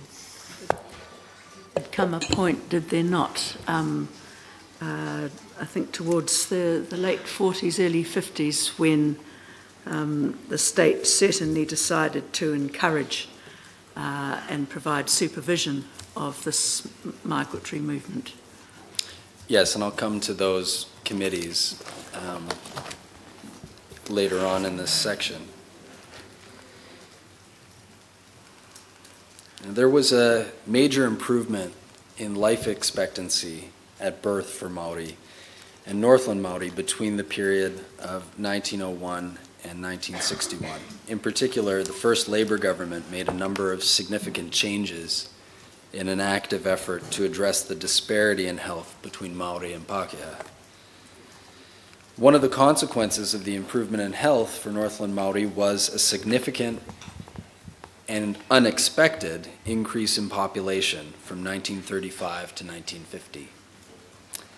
By the 1940s, it became clear that the increasing population of Northland Maori could not be sustained by the development of their land indefinitely.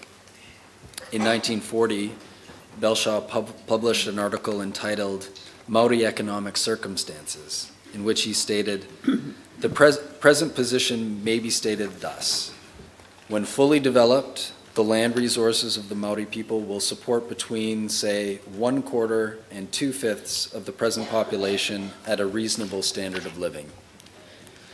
He concluded, if it is accepted that the Maori must be economically self-supporting, large numbers must migrate to other districts, many of them to towns. The Maori districts are usually too remote to attract manufacturing industries to the labor supply. The prospect of Maori migrating to towns is disturbing both for Maori communities and individuals. The migrants will be strangers in strange cities, forced into adjustment while divorced from the moral and material support of their communities. Until the full implications of this are understood, there is no solution to the Maori problem. They are not yet understood either by the Maori or European communities or by the government. Now, the claimants have relied on the statements by Belshaw as evidence that the land base retained by Northland Maori in the 20th century was grossly insufficient to sustain them. And as we've said before, the Crown has acknowledged through its concessions that some groups of Northland Maori did not retain sufficient land to sustain themselves. By 1940, this was already true of some groups, and some were virtually landless. However, Belshaw's statement must also be understood in the context of dramatic population growth and the pressure that it was to put on lands remaining in Maori ownership. It must also be understood in the international context of urbanization and the large-scale movement of people from rural to urban areas. Mr. Bailey describes the reason for this movement and its roots in rural economics. And I quote here, "Rural areas cannot sustain comparable levels of economic activity and employment.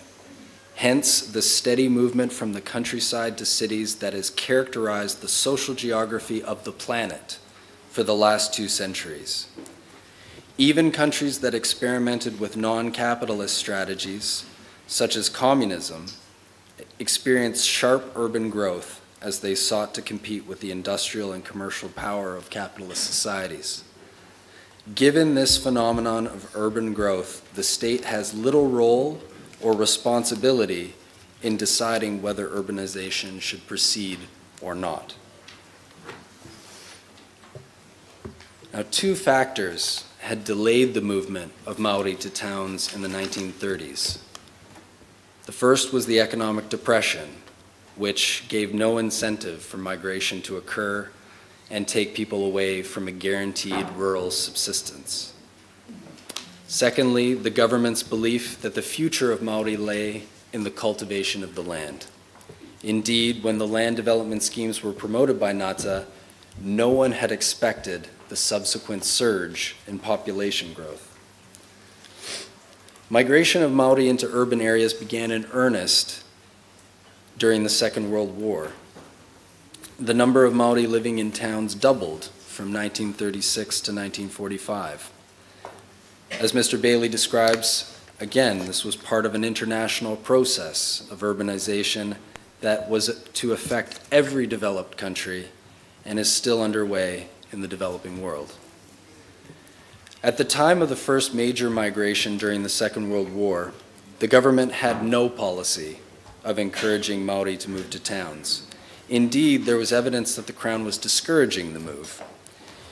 In a letter from the Minister of Industrial Manpower to the Minister of Industries and Commerce, the Minister of Industrial Manpower stated, "From the point of view of manpower control, however, I am able to assure you that the question of drift of Maoris to the main centers of population has not been overlooked, and in order to prevent, as far as possible, any such uncontrolled or voluntary drift of Maoris, my department has consistently avoided as far as practicable the direction of Maoris from the country areas to the main centers, and at the same time is taking action to rectify any tendency towards a voluntary drift towards the centers by returning Maoris to employment in their home district when they come under the notice of manpower offices."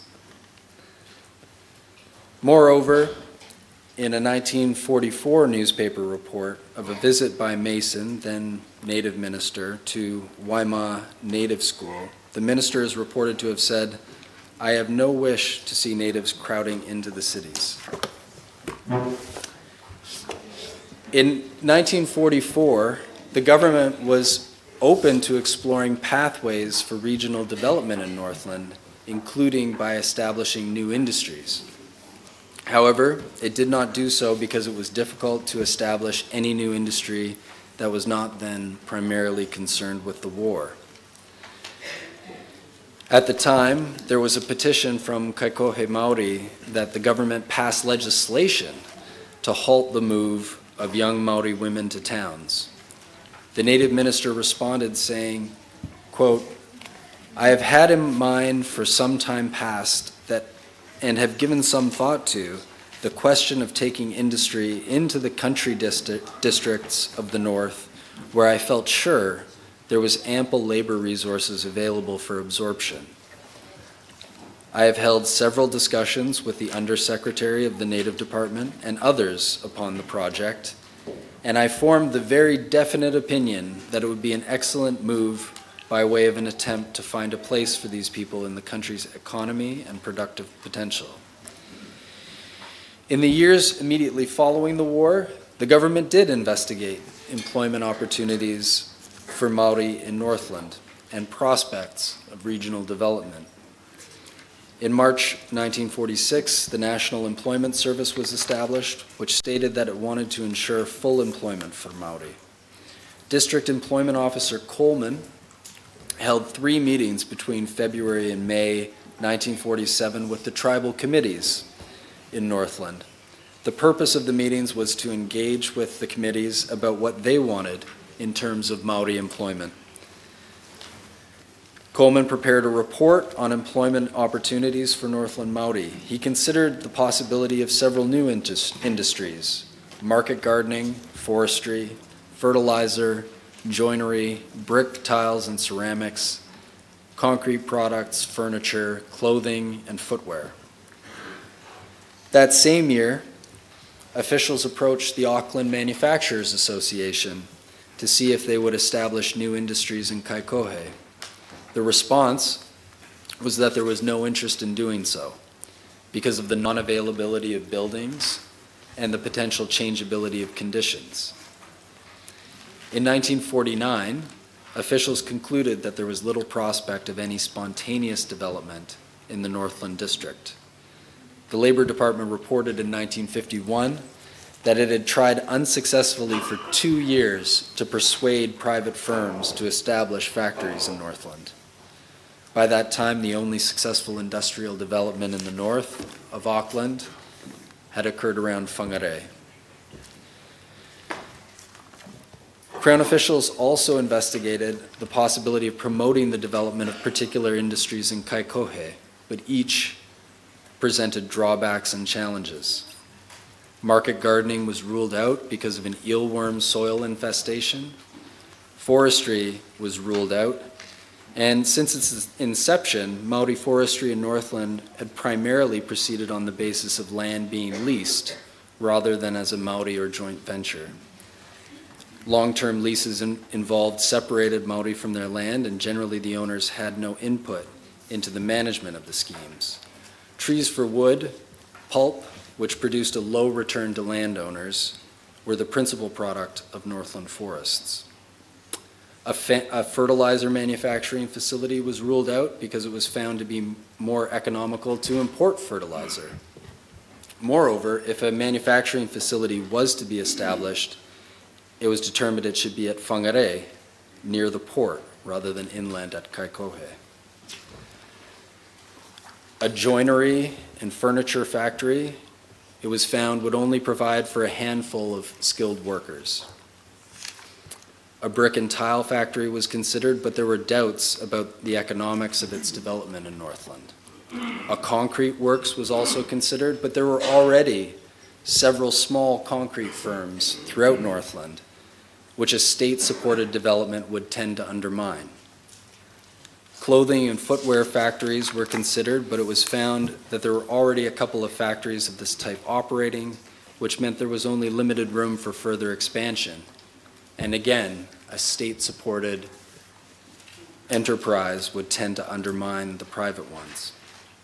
The development of fisheries was considered, but it was felt there was insufficient demand for Northland fish at the time. Mr. Bailey offers an explanation of the challenges of regional development in Northland. He says, regional development must involve cities as the nodal points of intensified economic activity, and the region must in turn be able to sustain a range of commercial activity and growth for which the city or cities become the expression. Some parts of New Zealand have been less successful in achieving consistent economic development and growth over time, including the Te Raki region. A major factor retarding economic growth in Te Raki has been the lack of economic diversity. Pastoral farming developed after the decline of extractive industries as the key commercial enterprise, but the region posed serious environmental challenges and costs to the expansion of that activity, which allowed other regions to compete more competitively. Other economic opportunities such as forestry, tourism, fishing, and horticulture have not yet provided a complementary capacity to develop swiftly. The retardation of economic expansion delayed the development of infrastructure, which acted as a disincentive and constraint for subsequent commercial ventures, especially in relation to locations better placed. And so you can see, again, the cyclical nature of this process. In February 1949, it was reported to the Minister of Labor that officials did not believe that the proposals for local regional development would provide sufficient employment for the increasing population. This was particularly the case in Northland, where the distance from markets and the need to transport goods meant that the district had never attracted manufacturing industries, and it did not appear likely it would do so in the future. The report also noted that the Northland Maori population had grown to 21,000 and was widely dispersed into small concentrations scattered around the whole district, and that it was increasing by roughly 1,000 per year. The claimants have suggested that the Crown never seriously pursued regional development options, and from an early stage had a policy of relocation of Maori to urban areas. In reference to a 1946 National Employment Service report, Mr. Waltzel says, quote, "A policy was favored for redistribution of the Maori population by gradually absorbing large numbers in employment in centers of European population. However, in cross-examination, Mr. Waltzel agreed that he had made a mistake and that the 1946 report did not favor the redistribution of Maori populations into centers of urban population.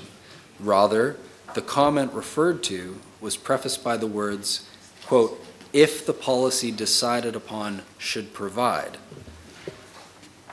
This demonstrates that the government made no decision favoring a redistribution of Maori to centers of European population.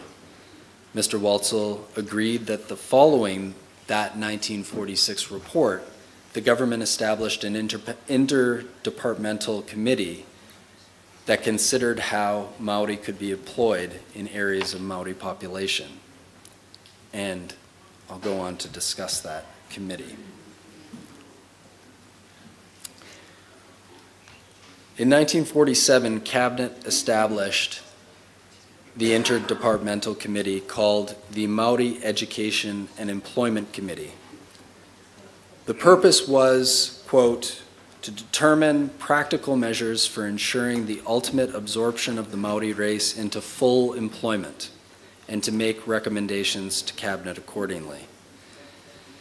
Cabinet had requested the committee to be comprised of the permanent heads or their representatives, and that, quote, the problems associated with the absorption of the rapidly increasing Maori population into full employment were such as to require the attention of top-level executives, and the intention of the Cabinet minute is that where the permanent head is unable to attend in person, he should be represented by an appropriate top-ranking officer. The committee appears to have been open to exploring ways of taking new industries to areas of Maori population. The items discussed at the first meeting included A, the transfer of Maoris to industrial areas where employment is available and the problems involved in such transfer. B, the establishment of industries in the Maori population areas and the problems involved in such action. And then finally, E, other ways of promoting the availability of employment opportunities in areas of Maori population. Similarly, in April 1950, a report was prepared by the committee, again noting three options. A, for Maori to transfer to areas where work existed. B, to introduce new industries to areas of Maori population. And C, to encourage the, quote, closer settlement of the land. In terms of the second of those options, introducing new industries, the report stated, quote, the possibility of developing the overpopulated areas by the expansion of existing industries or the introduction of new industries must not be overlooked. For this purpose, it is proposed that a joint report be prepared by appropriate departments on the overall development of North Auckland. The April 1950 report did not reach any conclusion that Maori must be encouraged to move to urban areas. To the contrary, the Interdepartmental Committee considered the April 1950 report and established a subcommittee to conduct a survey of the Northland area. This was to be an investigation into the opportunities of establishing new industries in Northland for Northland Maori or otherwise encouraging employment in Northland for Northland Maori. The Crown submits that all of this shows that after the Second World War, the government was open to the possibility of promoting regional development and other ways of encouraging employment of Northland Maori in Northland. But by 1950, officials had come to the view that while some regional development was possible, this would not be able to provide employment for the growing Northland population.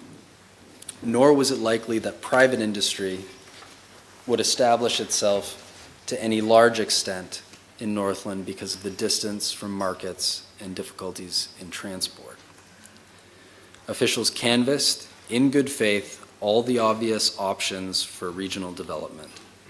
There was no government objection in principle to regional development in Northland intended to assist Māori to gain employment. However, the Crown could not compel private firms to set up businesses or establish factories in Northland localities. Moreover, yes. We can't hear you, Dr. Parsons.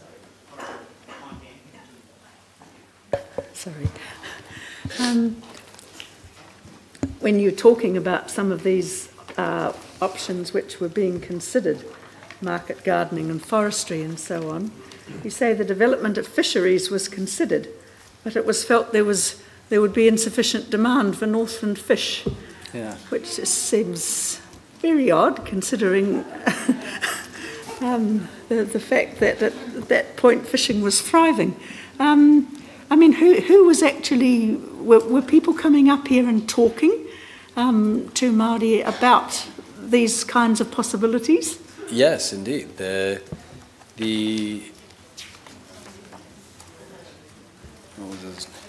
first instance of that was the district employment officer, Coleman, who provided the report. He was meeting with tribal executives or tribal committees established under the Māori Social and Economic Advancement Act to discuss what they wanted in terms of employment and what opportunities they saw as being possible. He had put forward these, and then there was analysis by Crown officials. They'd gone to the Manufacturers Association. I don't know about the specific example of fisheries and how that option was tested. Yes. But there certainly was, for the years from 1946 until 1950, various efforts to try to stress test and figure out whether these options were viable, whether there were sufficiently skilled employees to actually fill positions in the area, whether there were the facilities. Those types of things were apparently all canvassed, but on that particular point, I don't know what analysis went into determining the demand for Northland fish. Well, yes, I think that's one we can follow up. Thank you. And just before you move on, Mr. Hill, and it's a difficulty when we have our issues separated, but I mean the obvious follow on from what you're saying is, given that the difficulties of regional development and the necessity for people to move into the cities, is how well Māori were equipped for that move and the place of educational policies within that. And it may be not a question you can answer, but then I'm curious to know whether these problems are being addressed through the what is being offered to Māori in terms of education, and what sort of education is being offered. What is it contemplated? At what level is it contemplated that Māori would be entering into this urban economy? Are they entering as school teachers, as nurses, or are they and so forth, or are they entering into the economy as factory workers and road workers and at that level? And unfortunately, I'm not able to speak to that, having not reviewed all of the evidence on the socioeconomic issues. I am aware, I believe there was evidence from Tangata Whenua on vocational training that was available, but I can't speak on to the extent of that or the uptake within Northland and how it prepared migrants who are moving to cities. All right, well, I think that's an important point, because you've referred, I think, 3 times since you've been speaking to the need for a skilled workforce in some of getting some of these initiatives off the ground. And if we look back at what was actually being offered in terms of education in Northland for Māori children, this is sort of through the 30s and into the 40s. There's a huge emphasis on domestic subjects and manual labour, which was coming right from the top of the director of education, who was very critical of teachers who, as he put it, were encouraging people to not to progress beyond what he called an acceptable minimum. I mean, this was terrible sort of stuff coming from the education department, and nevertheless, that's the sort of atmosphere and the policies in the schools that some children who would have been perhaps coming into the workforce after the war evidently were having to cope with, not to mention that a lot of the teachers were unqualified and uncertified. So it apparently took till about 1950 before education officials began to think rather differently about the importance of improving education in Northland.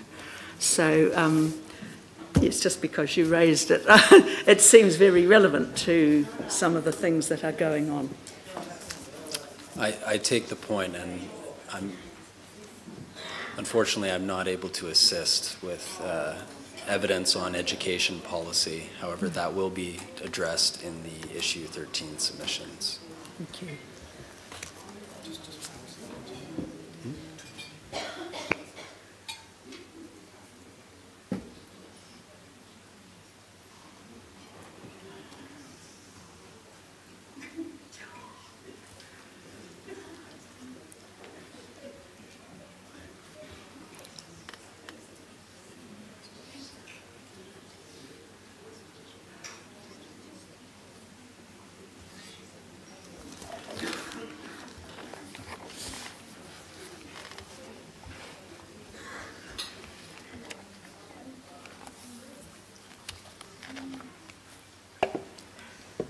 Thank you for your indulgence.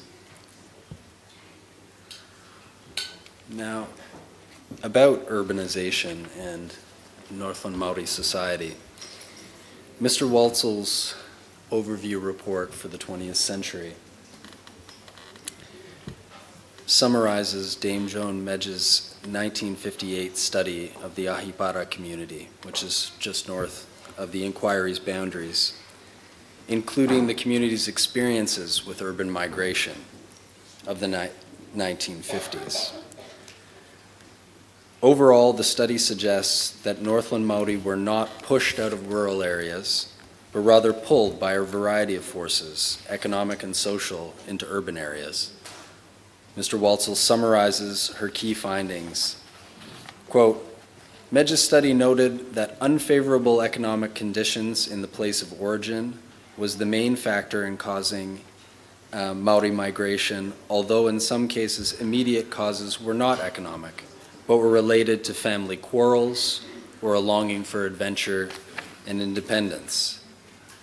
Medge indicated that Māori in the early 1950s were not forced to migrate by their economic circumstances, but that they came to Auckland because their economic aspirations were higher than those attainable in rural areas. Again, quoting, this is at page 46, migration had long been a feature of the Ahipara community, going back to before the First World War, when migration around and beyond Northland occurred as work was obtained on gum fields, in the bush, and on farms as far away as Waikato. In addition, Medge noted that there had always been a tradition within Ahipara of return migration. Now, this was confirmed by some of the tangata whenua evidence before this tribunal in this district. For instance, Mr. Tiatoa made the following statement about his experiences. Quote, I was part of the urban drift in the mid-1950s there were freezing works and public works back home that I could work in. But I chose Auckland because I could get work that I wanted to do.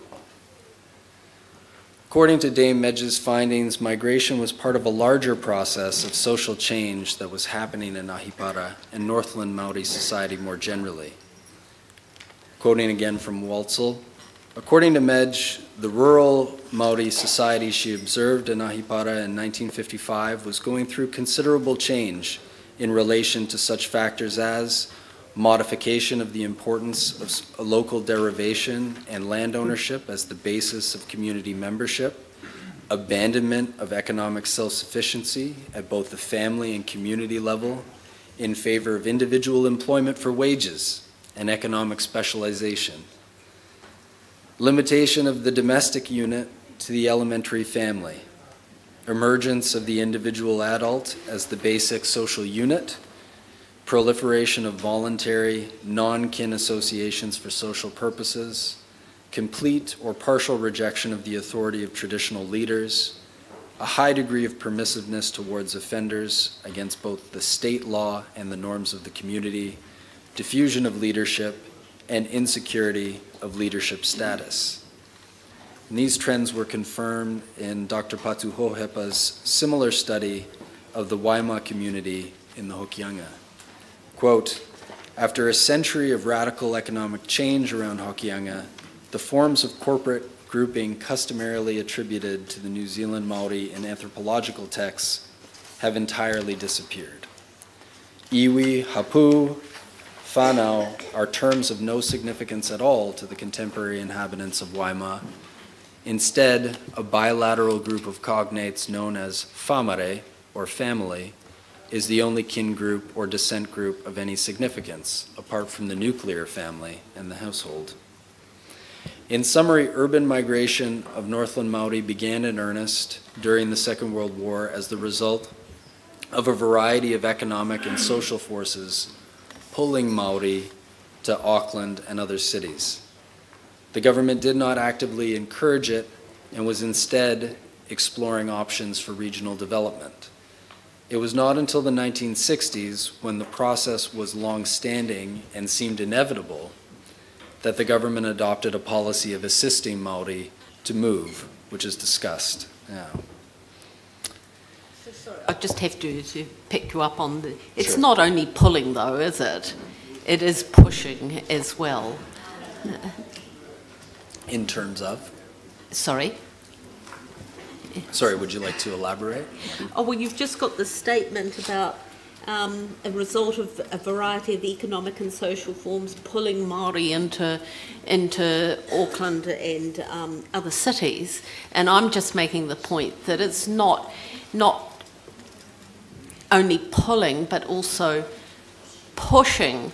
And one of the reasons I've picked that up is that I think Mr. Wazzle argues that in policy making in this period, more in the 50s and 60s, it started to be seen as like an expression of Māori aspiration, and with the result that the negatives and the kind of the neglect that was not fully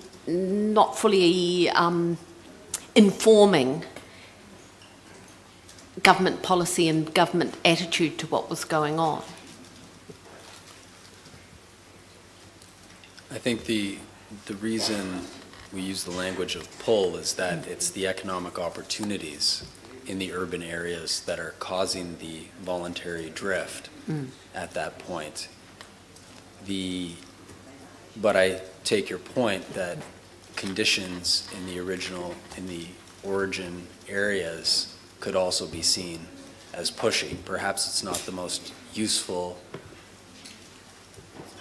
couple of terms to describe the process, but it's not unique that populations in largely rural areas are attracted to both the economic and social aspects of urban life. And so that's what I'm trying to express, is that there was a draw to urban areas. And sorry, I'm not quite sure how to express this, but when policymakers were thinking about Māori and I suppose equality of opportunity and equality, they're thinking, aren't they, of Māori, and I think they use this term on occasion of having equality with the normal community. And when they were thinking of that, they were thinking of Pākehā community. And so while when they're thinking about these policies, they're not really thinking so much about what Māori society wanted to be. I take the point. I think at this point, and I'll deal with it in the relocation policy, what you have is government responding to what's described as a haphazard and uncontrolled migration that's having negative impacts on Māori. And granted, at that period of time, the lens being applied may have been more ethnocentric. Yes. But nevertheless, as I'll show, I think it was nevertheless a good faith attempt to ameliorate the negative consequences of what was already happening in the first place and what seemed to be inevitable at that point and unreversible. Yes, and I suppose what I've always liked this idea, I think that was expressed within the Muri Whenua report, that Māori should have the opportunity of going three ways, living in the European world, living in the Māori world, or living in both worlds. And I suppose I would want to assess government policies and government attempts into how well they provide for all three of those worlds, or doors into all those three worlds for Māori.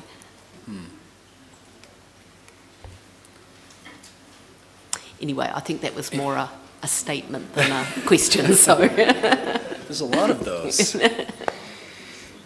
The Crown accepts that the government had a policy during the 1960s whereby Northland Māori, amongst others, were actively encouraged to relocate to urban areas and were assisted in doing so.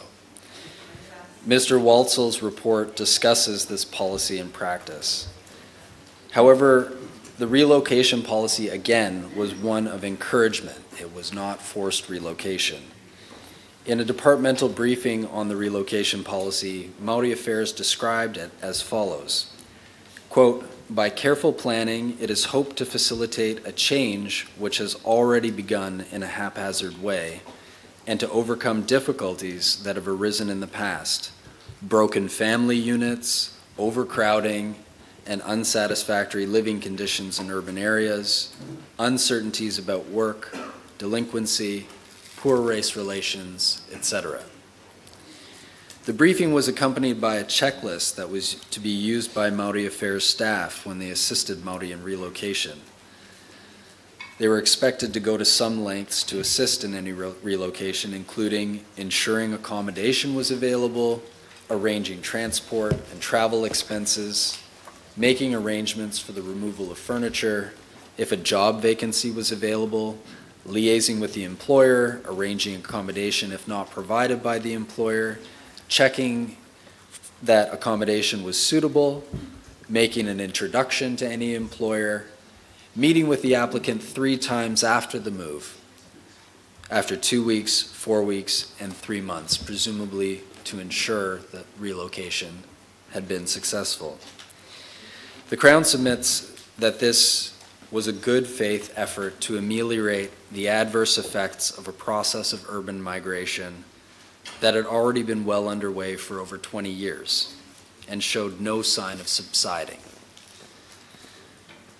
For many Māori, moving to urban areas could have a dislocating effect, distancing them from their turanga waiwai. Mr. Bailey notes, quote, urbanization has always involved severe disruption of social and cultural patterns of life. No society has undergone an urbanizing experience without some degree of trauma, and the risks and challenges of survival and flourishing in urban environments have often been onerous and still are for millions around the world. As Waltzell demonstrates, Māori were not an exception, and urbanization affected Te Raki Māori communities profoundly. Quoting again from Bailey, no government anywhere has been able to direct a well-managed, progressive, and minimally disruptive urbanization, as the process is not one directly under the control of governments, but some states have been better placed than others to deal with the resulting upheaval.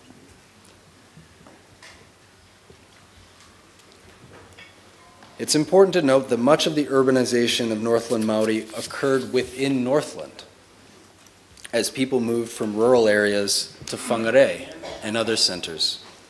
Indeed, the data on assisted relocation from 1961 to 1967 shows Whangarei to have been one of the primary recipients of individuals and families, presumably many from rural Northland. As such, urbanization was not necessarily always as dislocating as Claimant Council have suggested.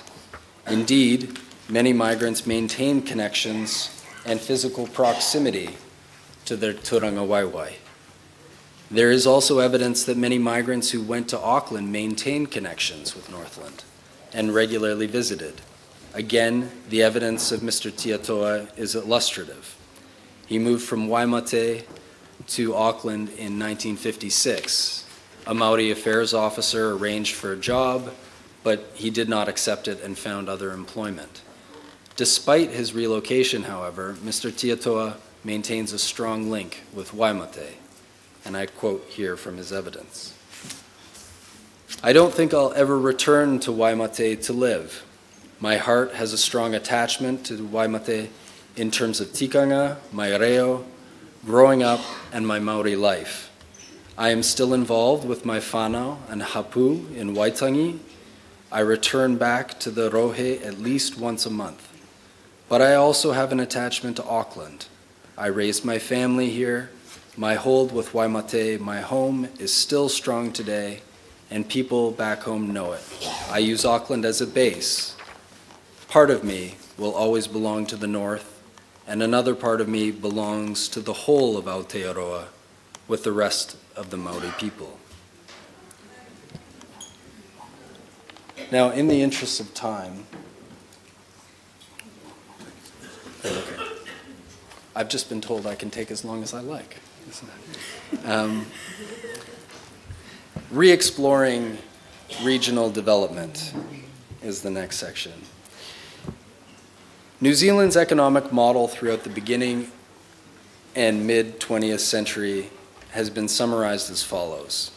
The rural, pastoral, farm leg earned the foreign exchange for importing and debt servicing, while the urban industrial leg used imports to produce goods and services for the domestic economy. However, with the collapse of wool prices in the late 1960s, the rise of synthetic fibers, which replaced them, and Britain's joining of the European Economic Union in 1973, the rural pastoral farm leg was put under strain. At the same time, the small size of the New Zealand market and its distance from other markets made it relatively unattractive to investment in manufacturing. New Zealand was forced to focus on primary products where it continues to hold a comparative advantage and seek out new markets for them in order to continue to earn foreign exchange. A focus on manufacturing which has been the pathway to development for most developed nations, was simply not an option for New Zealand. In Northland, there has never been much industrial development. The exceptions are the freezing works, the Marsden Point refinery, dairy processing plants, and a fertilizer works. In the 1960s, there was significant development around Whangarei.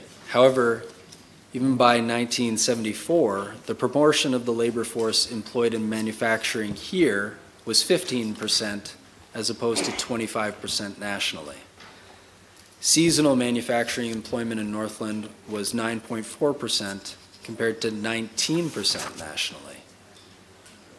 Most of the seasonal employment was at the freezing works, with the rest at dairy factories and seafood processing.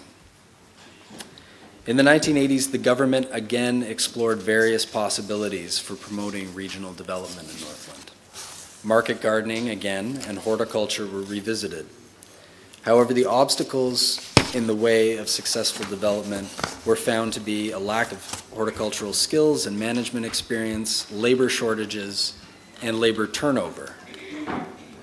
And another obstacle was the capital-intensive nature of horticultural development, which meant that many projects were deemed to be uneconomical. Forestry was another industry that was revisited in the 1980s. Now, since its inception, Maori forestry has primarily been on the basis of land being leased. And in the mid-1980s, a new model for Northland Maori forestry had been developed, intended to better suit the needs of Maori owners and provide better employment in rural districts. This scheme required the Crown to provide $30 million over the period of 10 years. However, due to the economic restructuring that occurred after 1984, the scheme did not proceed. The claimants have pointed to this as an example of the Crown's failure to promote economic development. But it's very difficult to determine whether this scheme would have been more successful, sustainable, and beneficial than previous attempts to develop forestry in Northland. Again, it's an extractive industry with a high ecological impact. Also, an expenditure of $30 million on Northland forestry would still be subject to an assessment of the availability and competing demands for Crown funding in the mid-1980s.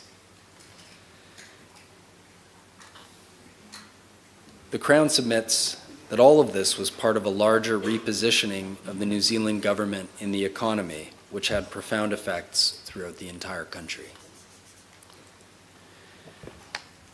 I'd like now to turn to what the economic opportunities in the 21st century are. And this is by no means comprehensive. Today, Northland continues to struggle economically. Its population is still much more rural than the rest of the country, with only 51% living in urban areas as opposed to 85% nationally. However, in 2015, the Te Tai Tokoro Northland Growth Study, which was commissioned by the Ministry of Primary Industries, revealed some positive economic trends and outcomes for Northland Māori. First, Māori are significant participants in Northland farming and forestry. Second, Northland Māori hold almost 140,000 hectares, or over 340,000 acres of Māori land, and this does not include general land held by Māori or in corporations. Several self-employed Māori employers, and landowning trusts and incorporations in Northland hold a total of $2.4 billion in assets. And Māori businesses account for $730 million of the overall value added, which is 13% of all the value added in Northland. The growth study also identified opportunities for development, most of which would involve Māori, and these are what I'll discuss now.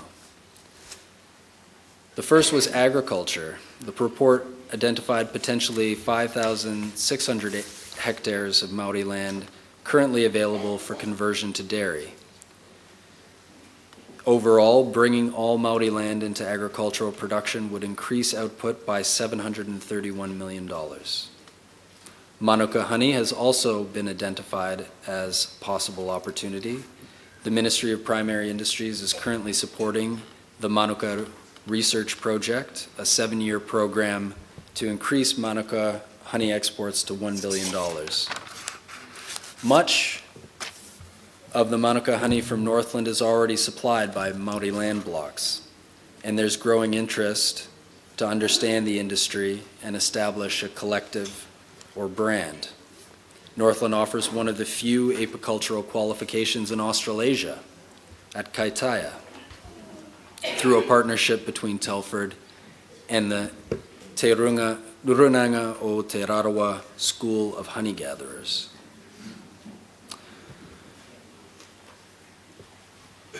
Fishing and aquaculture. For most of the 20th century, the fishing industry in Northland was hampered by the inability to attract investments. And again, Dr. Parsonson, I don't know why that is. This changed in the 1990s in part because of the 1992 fisheries settlement. There's now a substantial commercial fishery of finfish, including snapper, flounder, and mullet. There are also crayfish, scallop, cockle, pipi, and tuatua fisheries. Aquaculture was also identified by the growth study as an opportunity. By 1999, Northland produced half of the country's Pacific oysters and 3/4 of its mussel spat. There's a potential identified by the study to scale up production. Northland currently has 750 hectares of consented aquaculture area, and yet only 270, or just over a third, are currently in production. Adding an additional 150 hectares would contribute $14 million to GDP and support 220 jobs. Also, a kingfish farm at Bream Bay is being explored. The growth study concludes that Northland Māori are well placed to be involved in the industry. Quote, Māori in the region also have significant interests in aquaculture as tangata whenua, and ensuring that the management of aquaculture is consistent with traditional management concepts such as kaitiakitanga. Māori iwi hapu are and will continue to be important partners in the development of aquaculture in Northland. Māori are entitled to 20% of new aquaculture space under the settlement, with delivery of that entitlement to be based on regional agreements between iwi aquaculture organizations and the Crown. 45 hectares of space have been identified for potential settlement options. Forestry. In 2001, there were approximately 26,600 hectares of Pinus radiata on Māori-owned land in Northland. Several reports have noted that Māori investments in forest ownership, forest management, and new planting could potentially make significant contributions to Māori economic and social development. However, one report identified some key issues in relation to Māori forestry in Northland. First, Māori are generally landlords rather than the owners of the forests, and they therefore do not generally share in the profits. Forestry is a long-term investment and does not generally generate income in the short term, and forestry only generates limited employment opportunities. More recently, the growth study identified possibilities for expanding and reconfiguring forestry in Northland. One possibility identified that it would be possible to develop facilities to actually process wood rather than merely selling raw logs. A mill at Nafa, for instance, would offer the potential for using low-cost geothermal power to use the heat for drying wood, freeing up low-value residues often used as fuel. Another possibility is to develop the indigenous wood industry for furniture and interiors. There are currently 200,000 to 350,000 hectares of unmanaged totara stands in Northland, and this includes lands outside of this inquiry district, but it's still a considerable amount. One study suggested that this could generate a $7.5 million industry in 3 years, growing to $70 million in 7 years. The growth study suggests, quote, this option will resonate with iwi that are interested in pursuing additional land use options beyond radiata pine. The Ministry of Primary Industries and Business Innovation and Employment have various initiatives aimed at improving the productivity and sustainability of forestry, including Te Punaha Hiringa, the Māori Innovation Fund. Tourism is an obvious option in beautiful Northland, given its scenery and its history. In 2010, tourism contributed $128 million in GDP to the economy and employed 2,870 people. The growth study concluded that Māori are well positioned to be involved in the industry with their natural and cultural assets. The Department of Conservation is already partnering with Māori to develop tourist attractions and infrastructure through co-management and conservation areas. And I believe there was evidence on that in Ms. Gillies' submissions. Central government is also assisting in the development of new road and cycle infrastructure in the region to better accommodate visitors. Now, enabling Northland Māori to better participate in the economy and take advantage of these developing opportunities necessarily involves education and training. And as we've already foreshadowed, the subject of education is canvassed more fully in the Crown submissions on issue 13. However, I'd like to note here some initiatives supported by central government to improve educational outcomes for Northland Māori and to offer training in relevant industry areas. These include the engaging Tai Tamariki and learning strategy aimed at lifting the educational achievement of young Māori males, work being done under the Te Hiko Social Accord to increase Māori enrollment in early childhood education in secondary schools, the Youth Transition Services in Whangarei, and the Māori and Pacifica Trades Training, through which Northland Māori youth are able to obtain free trades training in forestry, hospitality, and construction.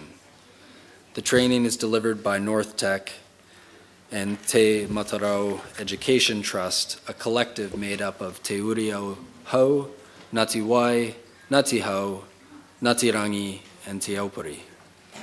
And finally, the Māori education strategy generally.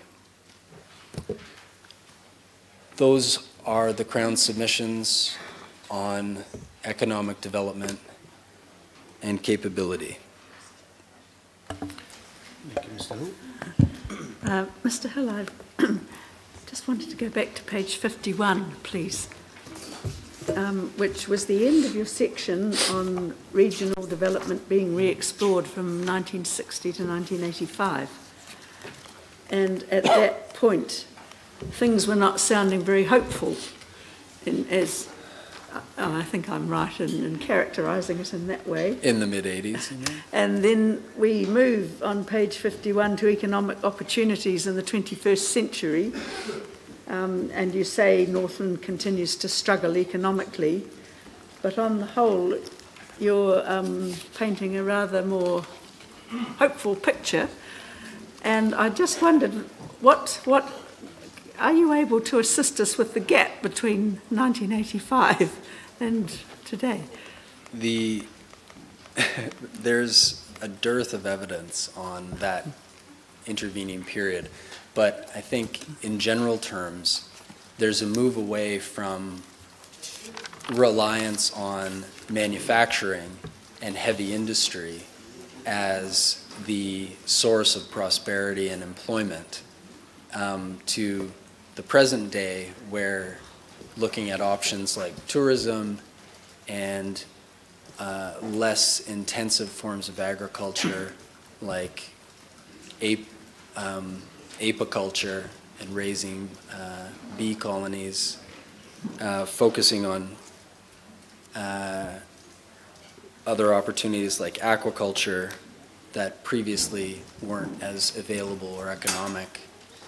These are obviously the explosion of the tourism industry is something that wasn't a reality in the 1980s. The demand for Manuka honey that is relatively recent. And the growing demand for all sorts of fisheries and aquaculture products in Asia, as well as other agricultural products that previously didn't have external international markets. I think those would also have changed substantially in the intervening period. Thank you. You'll be aware that the claimants in their council and submissions have also been considering the economic future of Northland. Mr. Sharrock, for instance, has set on behalf of his clients such development in the context of tino rangatiratanga over resources in Northland, and gave submissions in which he outlined a vision for the economy, which also included a high-level tertiary education institution, or a university, so that young people, in fact, could see themselves staying at home and going to an institution of this kind, and that therefore would not have to leave as the first thing they did when they got to that point. But anyway, he also has been considering kinds of employment and industrial, economic development, which use the resources. He talked again, as you mentioned, about an Indigenous forest restoration program, so that it's not just all pine, and that is thinking in terms of the environmental impact of the kinds of developments that might take place too. So I just wanted to mention that there are different views and bases on which this might happen, of a better economic future for Te Raki.